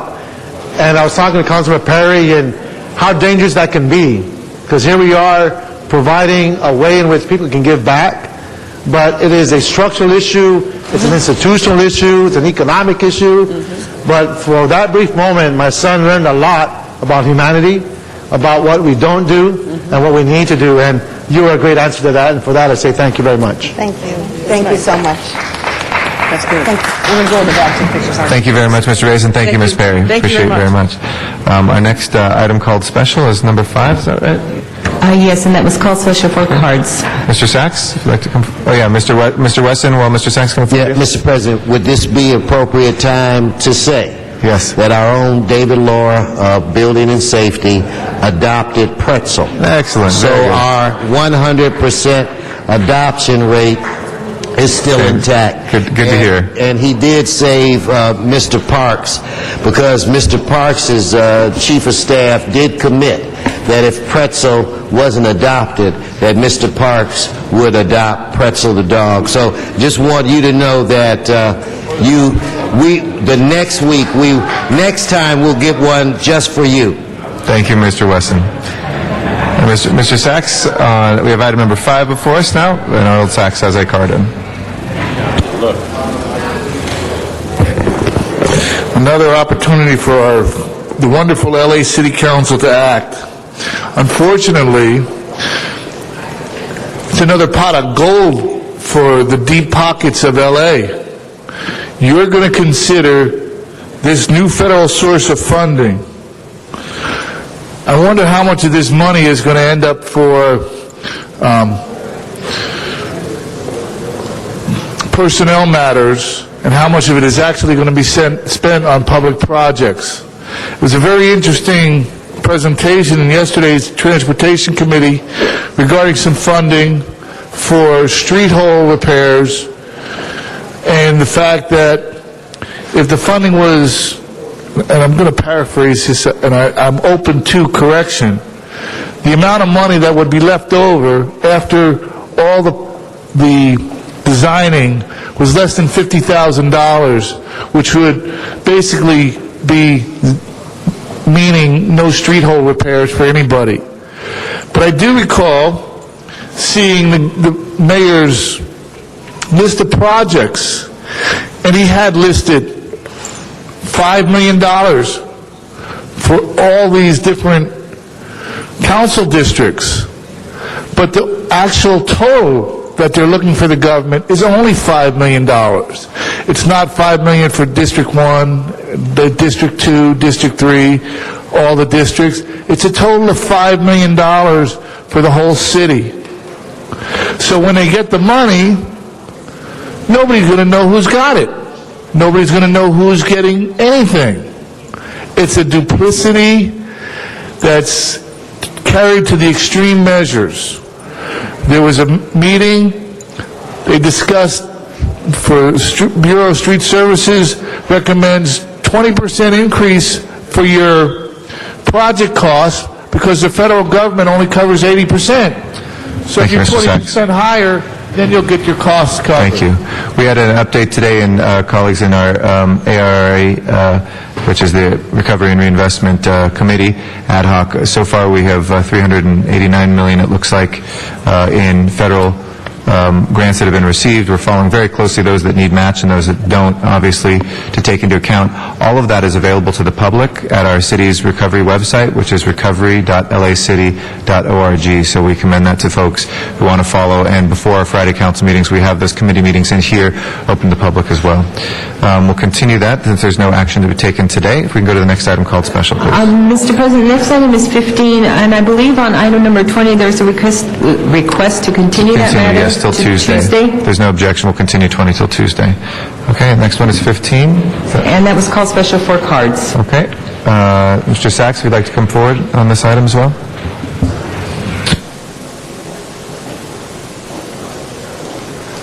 Yes, the mayor trumpeted his Million Tree Green Initiative, and here you're going to spend $80 per tree for maintenance. That's awfully high. I mean, $80 per tree. If you did that for 1 million trees, that's $80 million. Carry out the math. Where are you getting that money from? Thank you. That will close our public comment on this item. If we can please prepare the roll and tabulate the vote. 14 ayes. That is approved. Next item, please. Next item is item number 17. That was called special by Councilmember Parks, and I believe there are also cards on this item. Mr. Parks, do you want to do the cards first, or would you like to speak first? Mr. Rosendahl, do you want to hear the cards? Or you want What I'd like to do is, if it would work with my colleagues here, is put 23 and 24 in the same mix. Well, let's call the roll for the special meeting.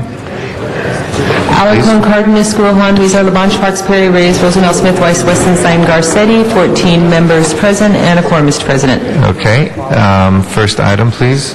First item on the special meeting is an ad hoc Renew LA committee report, and a new ordinance has been submitted for council to adopt in lieu of the ordinance that's on the agenda.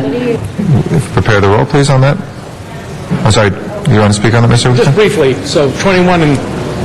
Okay, let's call that special then? 24. We have the next items. Next items are items for which public hearings have not been held. Items 22 through 24, public hearing has not been held, and 10 votes are required for consideration on those. Okay, we have a card on 22, we'll call that special. And also a substitute motion has been distributed on 22. Okay. Without objection, we'll accept that as a substitute. If we can continue 23 and 24 into the regular meeting, and we will come back to the special meeting then for those items called special. And if there's no objection, we'll combine the 17 with those items that have been continued in 23 and 24. Yes. And Mr. City Attorney? Thank you, Mr. President. Just to make a record, the continuing those two items from the special meeting to the regular meeting are in order to facilitate the public's participation on these related items. Thank you. And do you want to do the cards first, Mr. Rosendahl, or you want to speak first? We also want to make sure that 23, when we vote on them, we vote separately on each one because there are some differences in some of those motions. Great. And if we could also have Mr. Simon come on and sit up to the podium there, to the table, and let him describe what the story is, and then let the public comments. Go ahead, then on your time, whatever you'd like to ask. Great, thank you. Good morning. Good morning. How are you today? Good, thank you. Would you take us through these three motions, 17, 23, and 24, quickly? Certainly. Stephen Simon, City AIDS Coordinator. Good morning. Item 17 is a resolution asking to add to the state legislative program opposition to the mayor's budget revise regarding HIV and AIDS. In that budget revise, there's a $12 million cut to the AIDS Drug Assistance Program, which is one of the key programs to ensure that people who cannot afford AIDS medications can get those medications. What's more important in that budget is it completely eliminates the rest of the state general fund money for the Office of AIDS of California.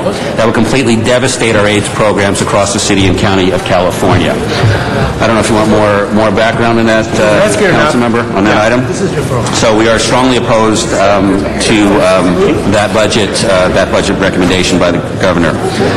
23 and 24, you want me to address at the same time, sir? 23 and 24 are two bills that we're urging city support of. The first is one by Assemblymember Portantino. This would allow for the rapid HIV test that's done by a finger prick, so there's a slight blood draw from a finger prick.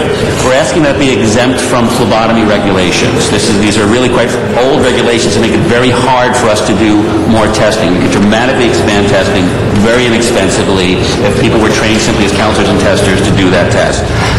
The second item is a federal bill, the Community AIDS and Hepatitis Prevention Act by Representative Serrano of New York. This would remove the federal ban on using federal dollars to support needle exchange. The City of Los Angeles has supported needle exchange for 12 to 13 years now. Being able to use federal dollars at state and county level would dramatically improve our ability to address the epidemic through exchange. Thank you. President, I would be thrilled to have public comment now and interaction and discussion. Our first speaker is Zuma Dog on this, and then after that is Arnold Sachs. Yes, item number 17, and it's here about the city's position reducing funding to AIDS drug assistant programs.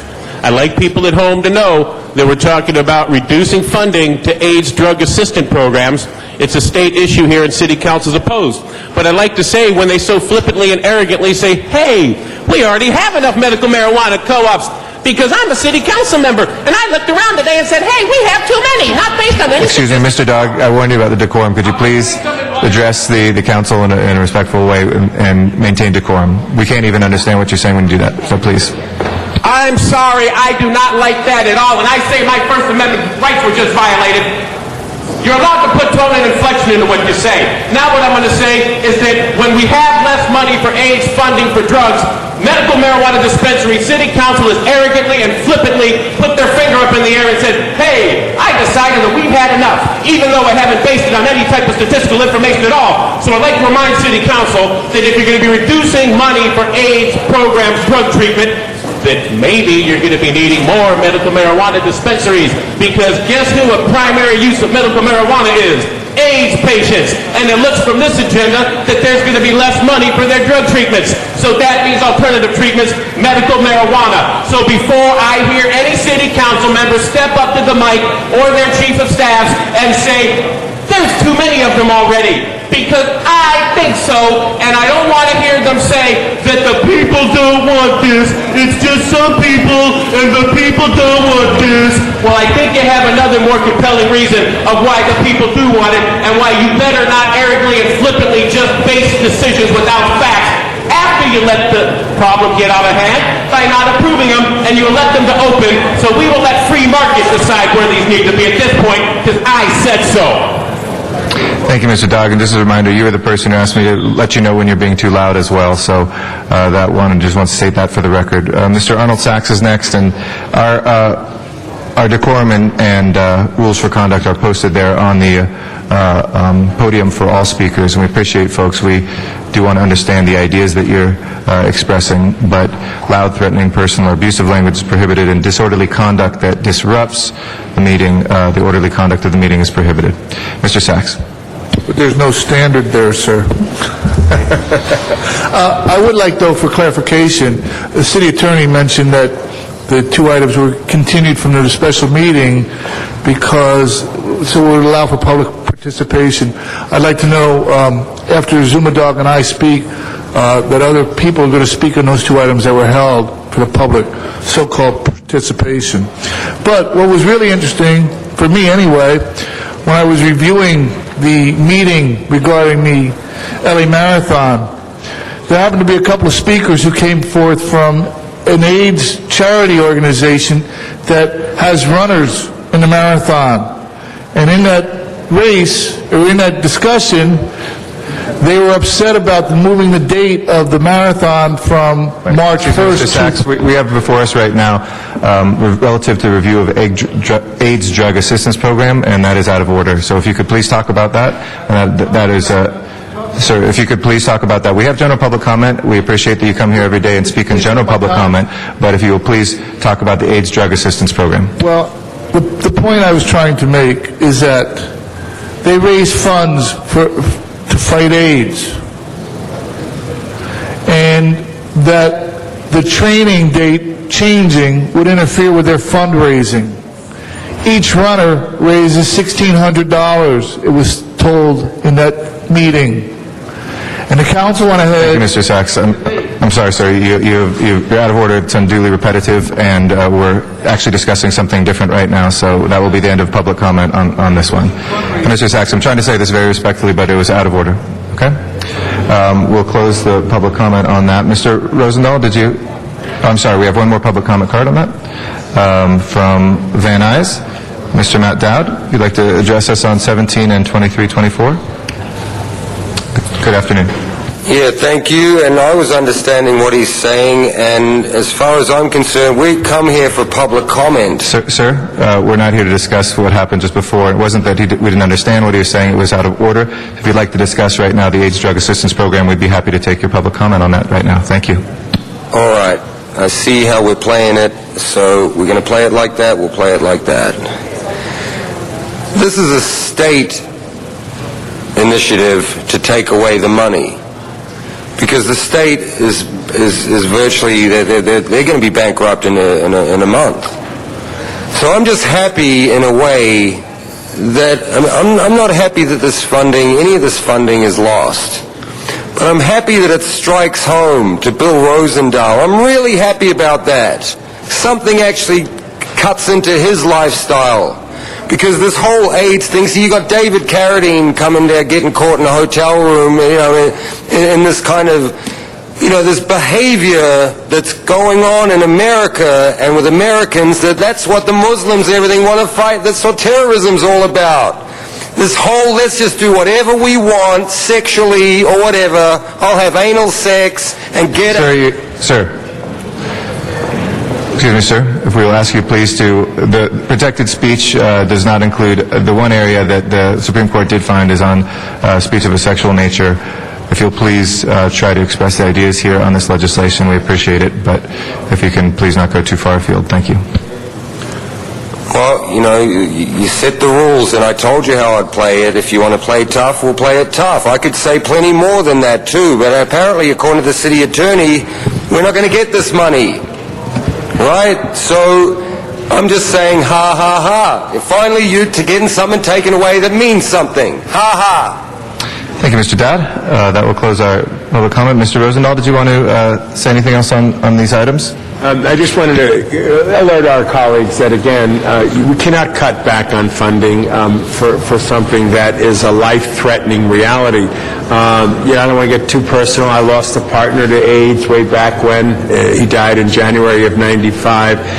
AIDS continues to spread. Unfortunately, the criminal justice system puts these young kids in, and they end up having issues there, bring it home, and women of color are getting it. Young kids in their 16, 17, 18, 19, 21, 22 feel invulnerable. So if we don't continue our AIDS awareness, our AIDS education, and then those who are impacted right now, who take meds and take treatment, their health is at jeopardy if in any way we were to cut back in any of these programs. So what we're basically saying as a city is we cannot see these cuts happen. Lives are at stake here, and obviously that's how strongly we feel about this issue, and we should all vote in accordance with what we have there. But I know Mr. Smith wants to talk about item 23. He wants to just vote differently. Okay. Mr. Parks? Thank you, Mr. President. Just recently, having attended a AIDS rally dealing with the item 17, it is pretty clear that to cut all of the funding is not justified, but and not even considering maybe cutting some of the funding, but to cut $80 million out of the entire state budget, I think just sentences a number of people to just sure death.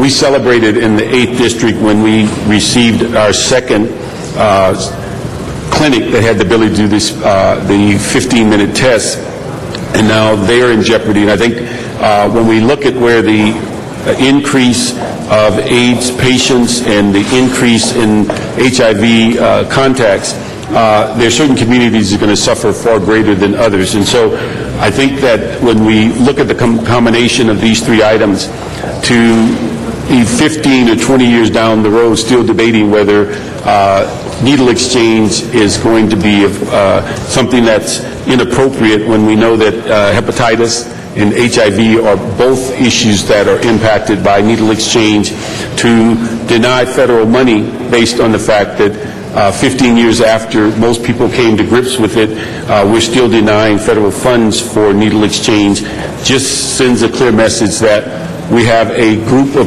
people that are seriously ill that basically are in a position to where they're not being considered for their own civil rights and their own medical issues. When you compound that in districts like my own that have 60% of the population without medical plans, this just creates a dynamic that we're going to see more and more of these situations drive people to the street and to be looking at issues of how they are going to be able to survive. And I would hope that we unanimously pass all three of these. We have our own budget issues, and I understand the state clearly has theirs, and the fact that $80 million is meaningful to them, but it just doesn't appear reasonable that they cut the entire allocation as opposed to trimming it and looking for other places to close their budget deficit. So I hope we pass all three of these because they're absolutely needed, particularly the federal funds that have been held back because of the needle exchange. And I think on the other item, we're not asking for people with less qualifications. We're talking about people that will be trained to do this needle and blood work. So it's not less qualifications, basically that you can train people to do a portion of that job does not require a credentialed person. Can I add something, Mr. President?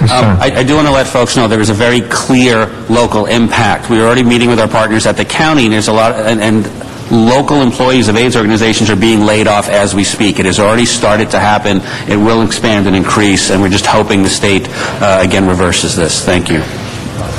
Thank you, and thank you, Mr. Rosendahl and Mr. Parks. Glad to join with you on these motions today. Let's take these separately, though, if we may. If we can take, please, the first item, item number 17. Is that correct? No, I'm sorry. Yeah, 17. Please open the roll, close the roll, and tabulate the vote. 12 ayes. That is approved. Item 23. Please open the roll, close the roll, and tabulate the vote. 12 ayes. That is approved. And item 24. Please open the roll, close the roll. Nope. 12. Hold on. Let's clear that. Please open the roll. Okay. Close the roll and tabulate the vote. 11 ayes, 1 no. Okay, that is approved as well. If we can go to the next item called special in the regular meeting. Next item, Mr. President, is item number 18, and that was called special for cards. Okay. Mr. Sachs, item number 18 is before us.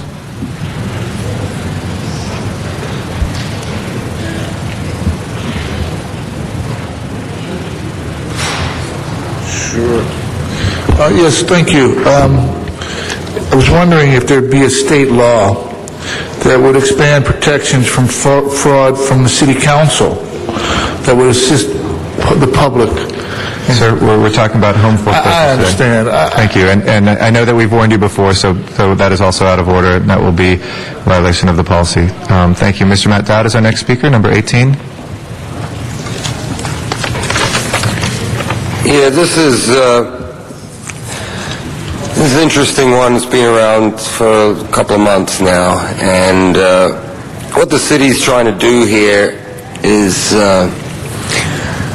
create laws to prevent people from fraudulently capitalizing on the mortgage crisis by ripping off people who seek assistance because they find themselves in a foreclosure crisis, probably because they've been laid off or, some other lost a job, not able to find a job. The financial crush that the city is in at the moment, they're virtually bankrupt, so that's spreading out through the community. And this is a support for a state law that would try and crack down on those fraudulent people who try and capitalize on this by offering bogus refinancing. So it's a good thing if you're in a foreclosure crisis, and especially if you don't speak English, you don't have a complete command of the language. Then often some of these people they solicit over the phone, and if you're in crisis with your repayments, it'll seem like a very good idea, and they make it sound good because it's a con. They always make it sound good, like solar power. It's a con, Prop R, all those things, they're a con. And the city, though, chooses, oh yeah, this is a con, okay, let's make a law and support this one to stop poor innocent homeowners from getting in over their head because they can't make their repayments, even though a lot of it is their own fault because a lot of people got overextended in the housing boom, and that's greed. That is greed, too. They're like, oh, let me flip this home, and I'll go get a more expensive one up on the hill. And now I owe $1 million. But now my home's only worth $500,000, so they're $500,000 in debt. Thank you, Mr. Dowd. That will close our public comment on this item. Anybody wishing to speak on this from the council? If not, let's go ahead and prepare the roll and tabulate the vote. 12 ayes. That is approved. Next item, please. Next item is item number 19, and that was also called special for cards. Mr. Pat McCosker is our first speaker. Somebody beat you to the City Council. How could it be? Mr. McCosker, good afternoon. Mr. President, members of the council, I'm here today to urge you to refer item 19 back to committee so that it could have a thorough discussion, a thorough vetting. It's a complicated issue, and my sense is, in talking to some of you, that it's easily misunderstood, and maybe. I understand, first of all, your desire for local control. That's appropriate. You know, the city should have local control. What I want to say in the limited amount of time that I have regarding this is that it doesn't take away local control. It simply adds another layer before any local government could go through bankruptcy or file for bankruptcy. What it does do, and what it's designed to do, is to prevent frivolous, unnecessary bankruptcies. It simply says that a local government would work with the state, open the books, and have them examined by the California Debt and Investment Advisory Committee, who is in the business of making recommendations to help local governments avoid bankruptcy, to help them with their investments. What it also does, it protects the little people, and I know you're all committed to that. It makes sure that services are not improperly denied to the citizens around California. It makes sure that employees of local governments are not mistreated, that we don't have cynical voiding of their contracts and ripping up of the pension obligations simply because that's what somebody in some small local government wants to do. I know that would never happen here. This is not about Los Angeles. You're all a terrific employer. This is something that firefighters throughout the state support because it's important for the little people and for our brothers and sisters there. And we urge you, in the end, I hope to support AB 155, but I think the best course of action today would be to refer it back to committee, and I beg you to do that. Thank you. Thank you, Mr. McCosker. Peter Repovich is next. We'll get to you, don't worry. Good morning. Peter Repovich, Director of Los Angeles Police Protective League. I would ask the same. I think that the proper place to vet this would be back in committee at Rules and Government. I think there's a lot of discussion that needs to take place. It's a very important subject. But I would also ask not to be afraid of 155. I think 155 provides transparency to the voters and to the public, and our membership think that that's important. So I would ask on behalf of our membership to please send it back to committee where we can discuss this further. Thank you very much. Thank you, Mr. Repovich. Now we have a Mr. Zumadog. Oh, yes. Yes, it's the item I've been waiting for. It's the biggest I told you so of all time. And I'd like to personally start by reading the names of all 15 council members that went into this agenda item. We're talking about bankruptcy protection. And the state wants to make it harder, and council, of course, wants to make it easier because Garcetti, Gruhl, Hahn, Huizar, LeBong, Parks, Perry, Reyes, Rosendahl, Smith, Wesson, and Zine drove this city into bankruptcy. Yeah, I already know it's going there, baby. And I hope, okay, first of all, the mayor, he was running for election. Hey, we're going to give union raises to everybody because I need people to go out and vote for me. Then as soon as he got into office, oh, gee, sorry, we don't have the money for those raises I promised you when I was running. Then you approved a budget without the concessions. You lost all bargaining power. Now you're getting sued. You guys are so screwed. I am glad that I'm not a council member.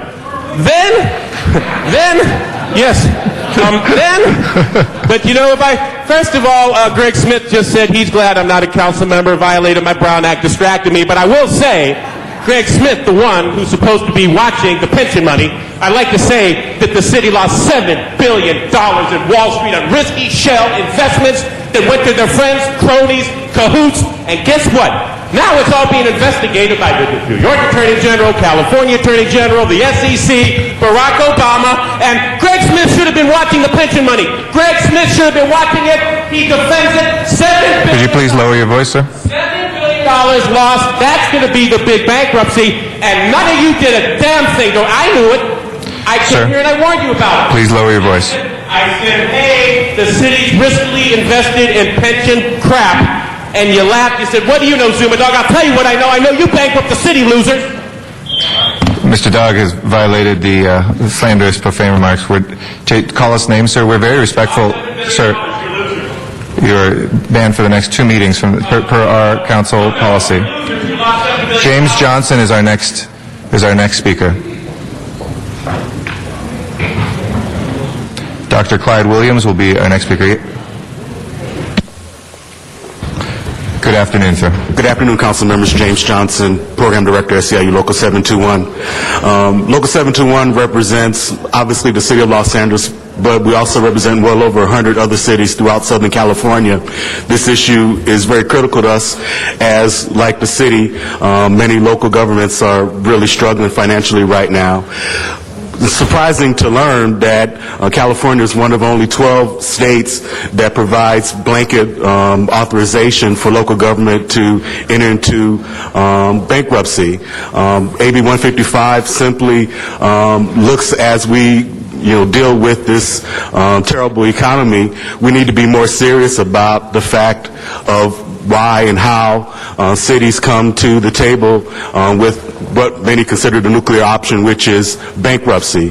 So for those reasons, along with associating my comments, as well as those with Brothers Repovich and Pat McCosker, we ask that this item go back to committee so there can be further discussion about this very, very serious issue for all of us. Thank you. Thank you, James, very much. Dr. Clyde Williams is our next speaker. I kind of agree with everything that he said. Send it back to committee. Bankruptcy. Everybody can do it. One of the things that it does do is it cancels virtually all contracts. And one of the contracts might be interesting as to how much money still resides in the CRA. And also, how about the Southwest Museum? Well, that's an asset of the Autry National Center, which also has Griffith Park. Those are assets also that would be eligible for consideration for sale. Bankruptcy, I think it would be a good thing for the city of LA to sort out what's going on. So send it back to committee and have them figure out what are our assets, what are our liabilities, and resolve the situation once and for all, so that next year we don't have the 20% deficit again. Thank you. Thank you very much, Mr. Williams. Matt Dowd is our next speaker. Ian Van Nuys.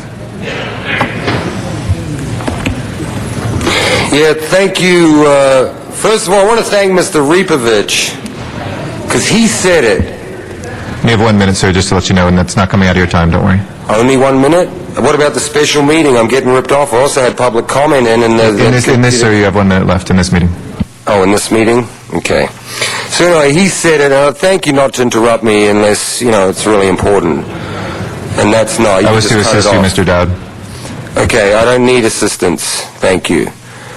Here's the problem, and he said it. This thing creates transparency for the voters. See, And that's why the city of Los Angeles is afraid of it, because they always say, oh, we like transparency, but it's the least transparent. When it really comes down to it, this is the least transparent city in probably the whole of America. And you all prance around and going, oh yeah, we have public comment and all that, but it's not. And this one, no. This is exactly why he said it. It's transparent and you don't want it. All right, thank you, Mr. Dowd. That will close. Oh, sorry, we have one last card that's been given to us on item 19. Walter Bechtel. Oh, sorry. Yeah, Bechtel. You'd like to come forward, sir? You want me to speak? Okay. Go ahead, please. Yeah, I was looking at the video over there. I just wanted to say something about bankruptcy and integrity and things like that. I just want to remind the council that everything that, every dollar that is made is based on integrity. The promise that whatever you people say you're going to do, you're going to do. And when the people see something, this has very much to do with bankruptcy, because when the people see that, for example, you're arresting an officer for murder, but it was obvious to everybody you already knew about that, and she was in charge of the art theft department, and it's obvious that the reason that she was put there was to just in case something happens, you can blame her for the fact that there was something going on with art theft. I mean, the integrity Sorry, sir, if you could bring it back to the bankruptcy legislation that's before us. If you could talk about the bankruptcy legislation that's before us. Thank you. To tie this in, if you let me tie this in, I'm trying to say that if you're having problems with bankruptcy and things like that, the problem is the lack of integrity. And if you don't get back in the groove with the integrity thing, you're going to continue to have those sort of problems. Thank you, sir. We have a speaker queue. I did want to take this moment also to recognize a visitor to our council chambers. We have Assembly Member Hector de la Torre here. It's an honor to have you here. We know that you're facing some big challenges like us, and we appreciate your presence and your activism as well. Our first speaker from the council is Mr. Parks, and then Mr. Zine will follow him. Mr. Parks. Thank you, Mr. President. One of the things I think in looking at this piece of legislation, and just like to comment on a couple of the speakers that spoke about going to committee, this is not our legislation, so we have very little of no involvement in vetting this. It's being vetted at the state level, and it's being vetted without our comments or our concerns. It's already passed the Assembly, and it's at the Senate level, and so it could easily be resolved well before we could get it out of committee. And so it's important that the city's position be known, whether you oppose it or support it. It's important that the city's position be known. The issue, I think, that's very important for us to realize, if this is a major home rule issue, local elected officials get elected so that they can maintain and be aware of the fiduciary responsibilities in their city. This is not something that should be elevated particularly to the state. They are the ones that are not only are close to bankruptcy, they're also the ones that clearly have put an imposition on local jurisdiction that could cause them to go bankrupt. And on top of that, they're the organization that has probably the lowest bond rating of any state in the union. So that is not an alternative in the sense of adding a layer of review when a city or a county is in jeopardy of going bankrupt. We have historically allowed the courts to adjudicate bankruptcies. It's a legal issue. It's not a political issue. And I think the delay in going through a process only belabors a municipality's grief as they're trying to work through their budgetary problems with their community. I think when we go forward on this is that we will find that the second level on review of bankruptcy is just end up being a hindrance and would not allow municipalities to provide the service that they need to the community. And so I would hope that we would go forward, not allow the Senate to vote on this without the position of the City Council. And I would hope that most municipalities and National League of Cities and California League of Cities have clearly stated that this is an imposition on local rights and that we should not be put in a position to where we have to go through a second layer for no reason to move forward to support and to go forward and represent those that elected us. The people that would be making the decision outside of, in the state of California are not necessarily those who represent our community. And we are responsible for our community. They are no more qualified than the city of LA or any city to make that decision, and they're the ones that's closest to the people and understand the financial situations better. And I think we have historically stood strong on a issue of home rule, that the local communities should be the ones making the decision. This is not an issue, particularly when you get to the serious nature of a issue of bankruptcy. We should not have the interference of other legislative bodies into local business. And so those are things I think we need to look at. Going back to committee serves no purpose. We will know no more about it a week from now or a month from now than we know today. We waived it out of committee because of the urgency of the accelerated move from the legislature in Sacramento, and I think we need to take action today, whether we vote it up or down. But just sending it back to committee, just to say we're going to prolong it or never see it again, this does not serve us well, and it doesn't serve the people that have voted us in office. Mr. Zine. Thank you. Thank you, Mr. President. And I believe this matter needs to go to committee, but it needs to go to committee and be back here before it's heard back in the other house in Sacramento. There's many factors to this. We know that what this does to contracts is break the contracts. It's been used in some municipalities. It was used in Orange County where they filed bankruptcy in the 90s. It was also used as most recent, Vallejo, and it was also used in another desert community a few years back.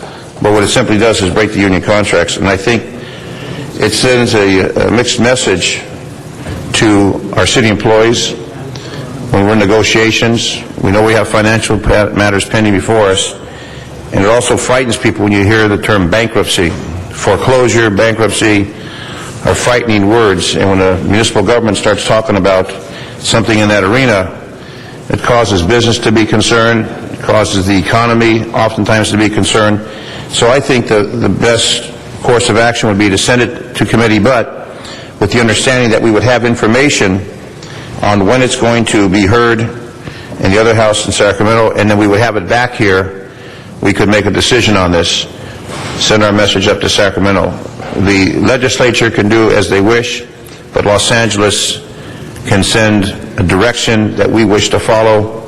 But I think it really serves a negative purpose when we're trying to work out arrangements with our city employees who have been told recently they're going to be furloughs and they're going to be pink slips, and now we bring on the table the term bankruptcy and the arena in Sacramento. So I think the best course of action would be, once again, to send it to committee, but have it back here in this council before it's heard by the next house, the assembly. So that would be my recommendation, if I can make a motion on that, to send it with those conditions. Seconded by Mr. Weezer. Thank you. We have a motion to send that to committee, and seconded by Mr. Weezer. Any other speakers on this one? Mr. Wesson. I agree. Mr. Parks, I agree with Mr. Parks, where it relates to, it makes no sense for us to oppose or support something that restricts our ability as a city to do what we think is necessary. So that I agree with. But I also truly believe that there is merit in having a quick hearing so that we could discuss the nuts and bolts of the legislation. But it just doesn't make sense for us to restrict ourselves. And I've mentioned that to our unions, Dennis, and they indicated that their concern really is not about the city of Los Angeles, it's other municipalities, and these are just things that raise questions. But, Mr. President, a date would need to be set, and we would have to act quickly, because like Mr. Parks said, the legislature can take this up very soon. And if we want to at least go on the record, which I think is something that Ms. Perry mentioned, which makes a lot of sense as a city, even though I don't think they're going to listen to us, but I think it's important, as Jan said, that we as a body go on the record. That makes a lot of sense. But it might not hurt if we could agree, maybe you could set this next week or what have you. The committee could review it, and then this could quickly be back to this council if Mr. Parks would be supportive of that. But Mr. Parks, I want to make it crystal clear to you that at the end of the day, I'm supportive of what you want to do. I don't know if there's some tweaks or what have you, but there's no way would I vote to cede any of our, or to restrict us. That I don't think we can do. You know, I don't know what the timing is, but... I can update on the timing if you want. Okay, and if you've got the timing, and then if we could do a placeholder for next week or something, that way we could be assured we're ahead of the curve? Well, the easiest way to do that, colleagues, is to continue the item and to have a hearing in here. Obviously, we've had some of a hearing in here. We don't have a Rules and Government Committee scheduled for next week. The next one is June 24th. I'll look at the schedule, but I can't guarantee, I have to look and see if we can do that, and I will if I can, and if that's open. The scheduling, though, so I spoke yesterday with a couple members of the Assembly who called me on this, and Mr. Del Torre as well spoke about it, and because it's in the Senate, it's not moving in the next week or two. Mike Fuhrer, who has the experience of having been a city council member and now serves on the Assembly, says it has to go to a Senate Policy Committee first before it reaches the Senate floor, and Mr. Del Torre is nodding his head too. He indicated to me that would be at a minimum a few weeks, probably more than a month. So that was the timing on the second piece of it. Just to update, and I'm not saying that to sway folks one way or the other, it's just an update.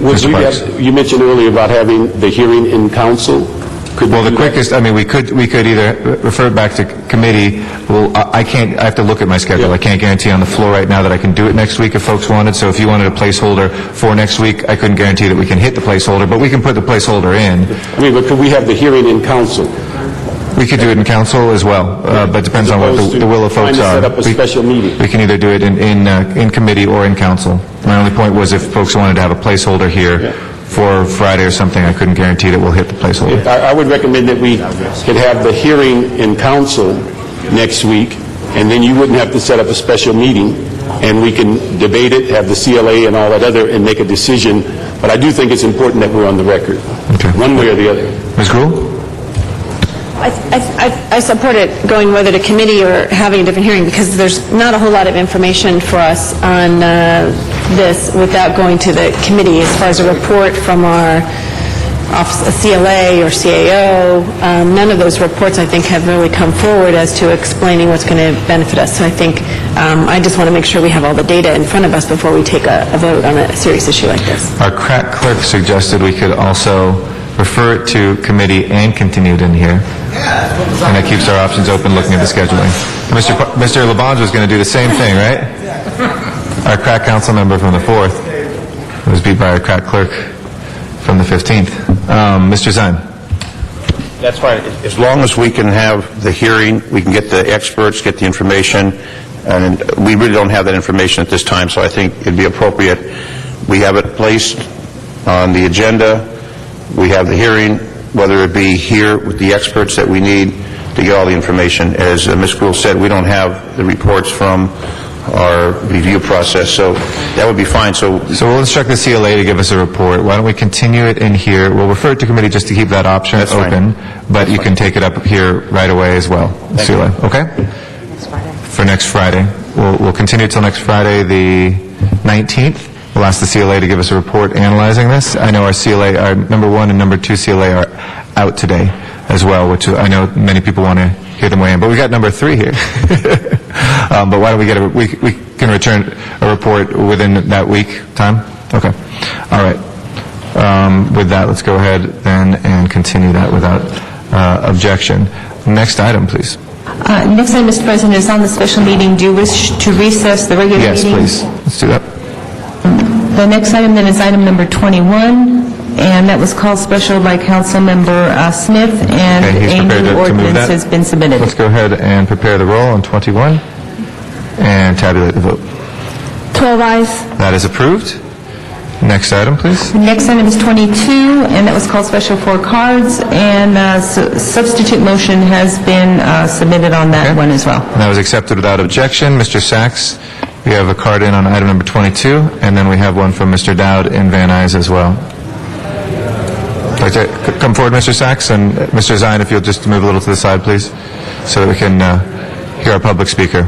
Mr. Zine, we've got public speaker coming. If you can move to the side.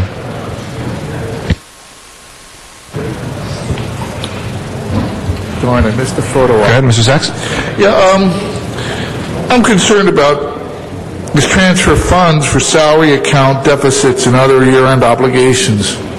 I recall in council chambers when you discussed transferring some funds last year for the rape, the backlog of rape kits, and Assistant Chief Beck was here discussing that.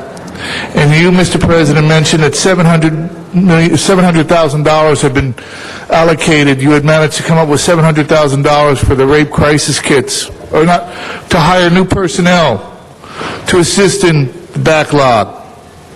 And Chief Beck, Assistant Chief Beck, mentioned that all the personnel that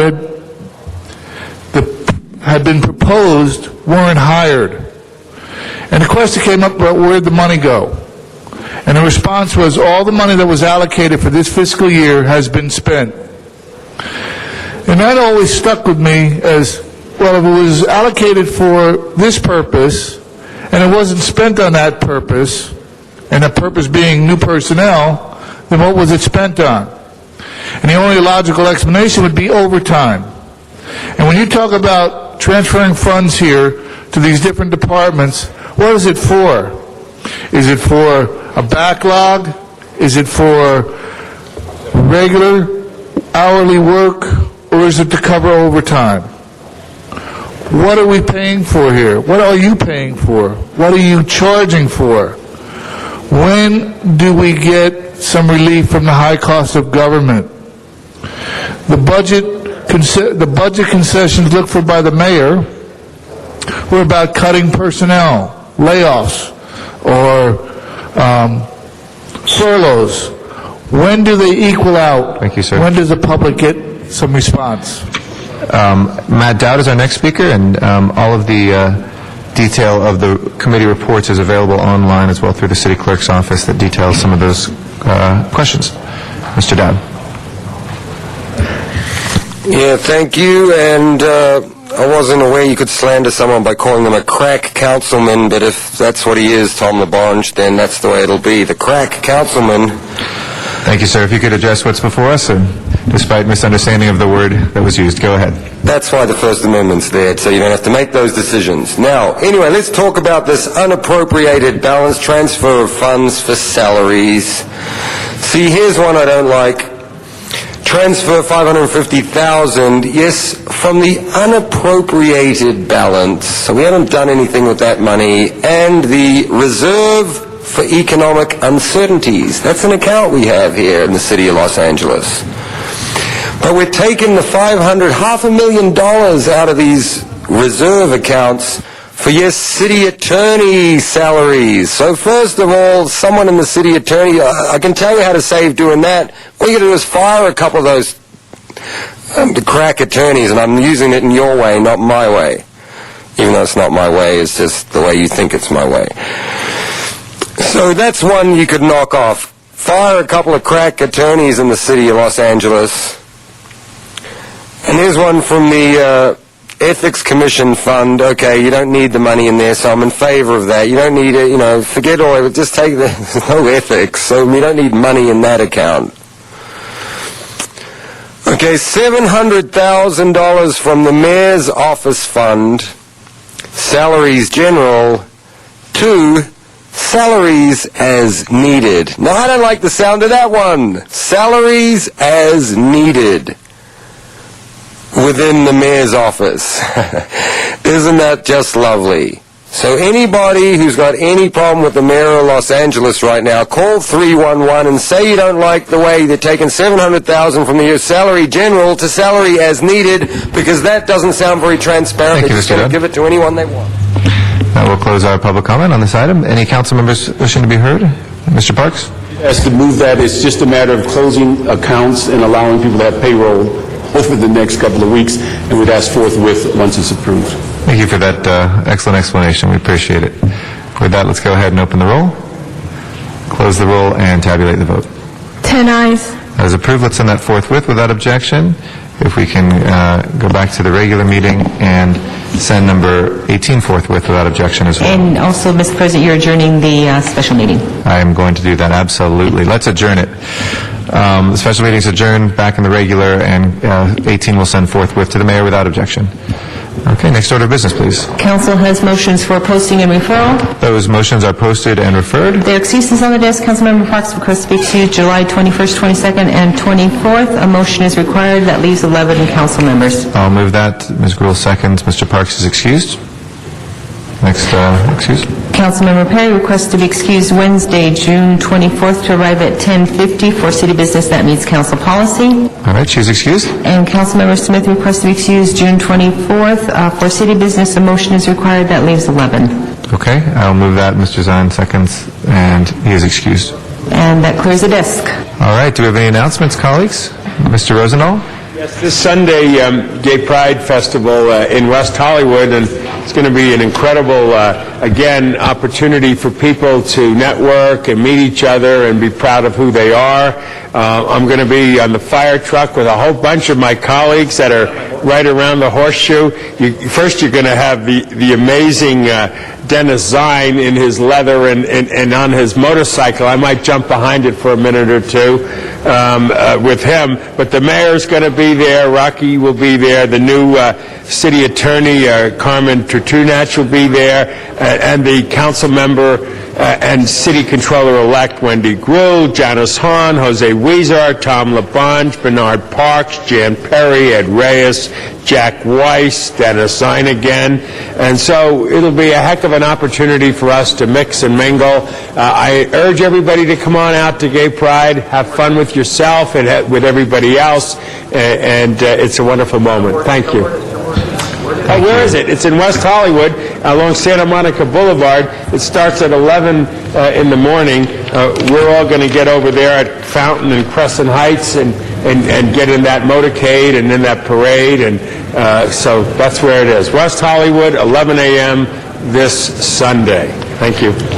Thank you. Mr. Reyes. Tomorrow, there'll be a significant demonstration by those in the neighborhoods of the Northeast. There'll be peace in the Northeast. As we know, there have been many violent actions taken, and the ministers, the churches, neighborhood advocates, neighborhood councils are all marching together, starting at Sycamore Grove Park, down Figueroa to the State Park at Rio, and hopefully you can join us to let everyone know that the streets are for our citizens, for our communities, for our children and families, and let those who get involved in gangs and gang members that we're tired of their violence, we're tired of their shootings, and we want peace in the Northeast. Thank you very much. Mr. Zine. Thank you, Mr. President.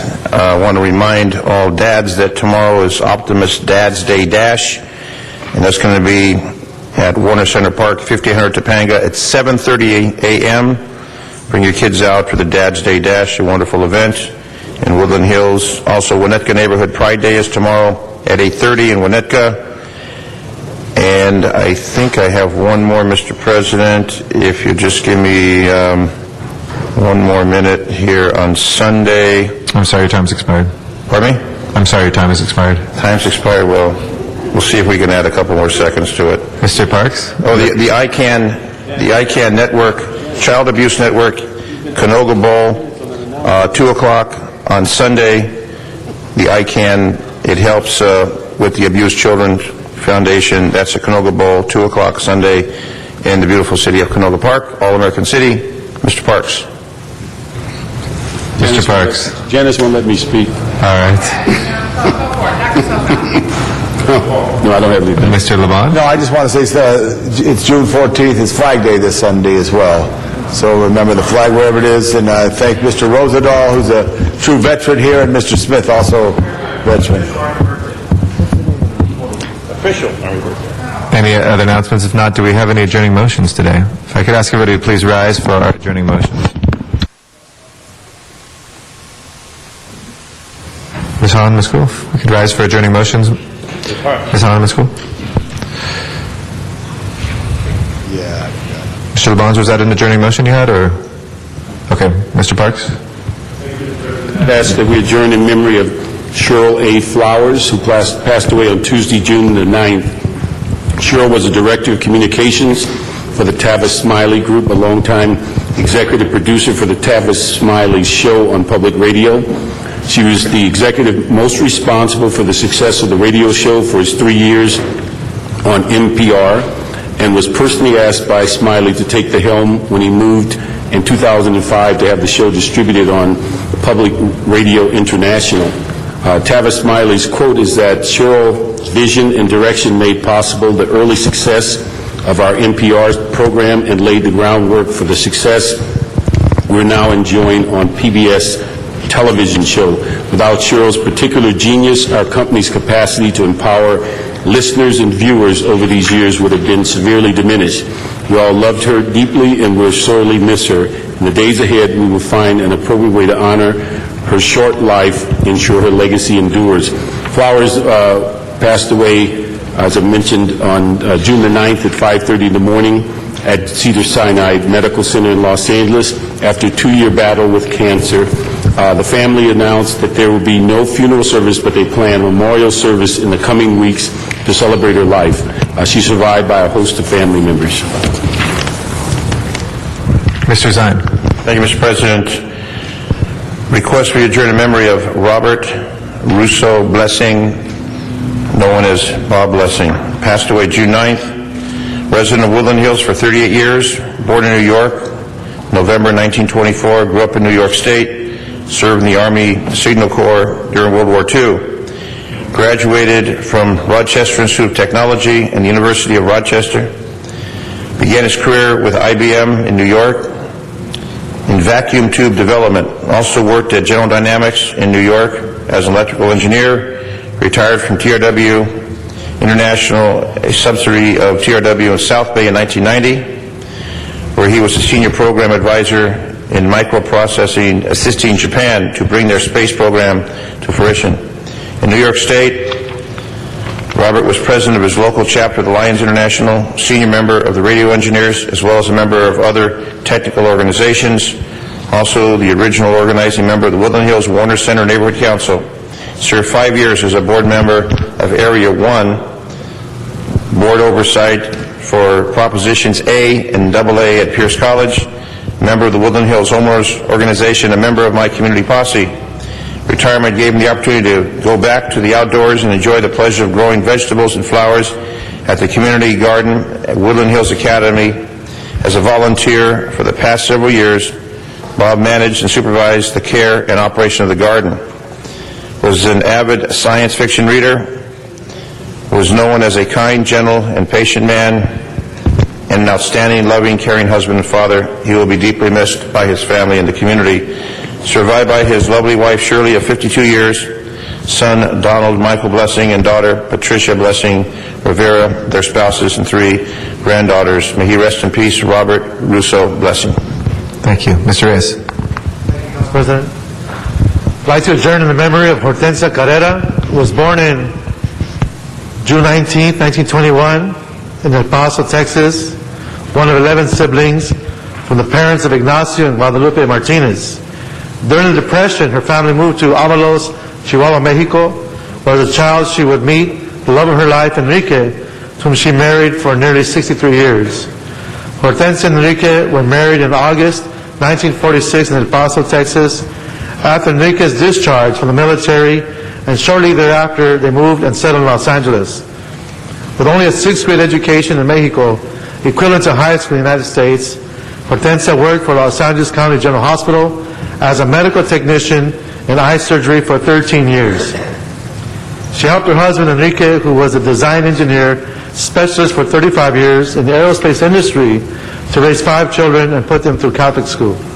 In 1958, Hortensia and Enrique were 2 of several founding members of Club Avalos Chihuahua, a social club that hosted grand dinner, dances with the live entertainment and orchestras. As time passed, the club raised funds to donate to the orphanages in Mexico. Later, Hortensia Enrique founded the nonprofit organization HADCO to assist the orphanages. Hortensia Enrique also assisted ABC, another nonprofit organization, from 1990 to 2008 to provide medical and educational supplies to orphanages in Mexico. Lovers of ballroom dancing for over 20 years, Hortensia's favorite song was Hey Baby, ¿Qué pasó? Hortensia was compassionate and generous with people and was known to always lend a helping hand or to feed a stranger. Hortensia, everyone called her Tencha. Hortensia's sweetheart for 5 years, wife for almost 63 years, Hortensia Carrera died on April 24th, 2009 with her children at her side. She is survived by her 8 brothers and sisters, Amalia, Robert, Licha, Linda, Lydia, Joe, and Dora, her husband of 62 years, Enrique, her 3 sons, Richard, Bobby, and Ronnie, 11 grandchildren. Today we got to meet Enrique. They're special in that those individuals after World War II were organized Latinos and Mexicanos, and were actually strong supporters of Sam Yordi, were organizing communities with Art Snyder, and they were the ones that opened the doors for Mexicanos here in Los Angeles. They supported Edward Roybal as a council member, and as part of that institution that really embraced the diversity of the city back when it was very hard to accept diversity in this great city. So I adjourn in his memory, and my best wishes to Ronnie, my dear friend, who was a high school. It was his mom that passed away. Thank you very much, Mr. Reyes. Well, colleagues, in tough times like this, the importance of information is now more important than ever, and yet we see from the Los Angeles Times and the Daily News, we see our newsrooms cut and the number of people who cover affairs fewer and fewer. But one entity stands against that trend, which is our own city news service. And today we bid goodbye to somebody whose byline has been in almost all of the papers, not only here locally, but you can see it around the country and sometimes even around the world. Because when the wire straight from City Hall makes and breaks news, it hits the city news service first. And Alice Walton has been an amazing presence here, somebody who has added to the public information and to make sure that people out there know what's going on, the good, the bad, the ugly, all of it with a straightforward and impartial voice. And Alice is leaving City News Service to go to Northwestern, where she'll be attending journalism school to become an even greater and greater journalist. But we wanted to, on behalf of the City Council, all the members, and since you covered the mayor and the city attorney, they signed it as well. And I think this is the only cert I've ever seen with the acting city controller, Rushmore Cervantes. So that's a keeper. But I know the City Hall press corps is here as well to thank you as well, led by our dean. Even though somebody else has been called dean, it is Rick Orlov. But we want to congratulate you and give you the certificate of commendation so you can remember us when you were in the colds of Northwestern. And thank you. It's been really great to have you here at City Hall.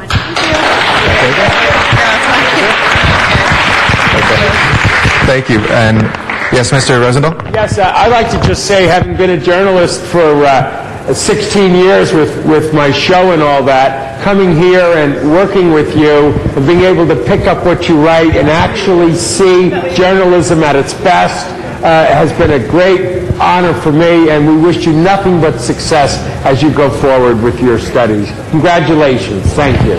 Thank you. Mr. LaBonge? I wasn't a journalist, but I ran the press at Los Angeles City College in print shop, and not the bench press. You did the bench press, Bernard. But it's so important what you do, and City News is always there, and you've been there, Alice, so thank you so much for you and my staffs. You've been very helpful to get the word out, because often people don't know what's going on inside City Hall. You absolutely get the right words out to let others know, which other media then picks up. Thank you. Good luck in your studies. Have a wonderful, wonderful career in your next endeavor. Ms. Krul? Thank you. I just want to add, Alice has been great. She works long hours. Those of us that walk to the executive elevator to go down, we see her in there night and day, and really someone who I think has added to Los Angeles and the stories that you've written. And I know my City Hall staff will send, it just came up on City News Service, and that's the first, as Mr. Garcetti mentioned, the first thing that comes out and about stories that we care about or issues that are important. So I just want to thank you, Alice. You've been a great part of City Hall, and we hope you will come back after your journalism school to come and cover us again. So thank you for being here. Thank you, Mr. Garcetti. Thank you again, colleagues, and congratulations, Alice. And with that, Madam Clerk, please call the roll. This meeting of the Los Angeles City Council is adjourned. We'll next be in session next Tuesday, that is the 16th of June, here in the John Farrow Council Chambers. Have a great weekend, everybody, and we'll see you soon.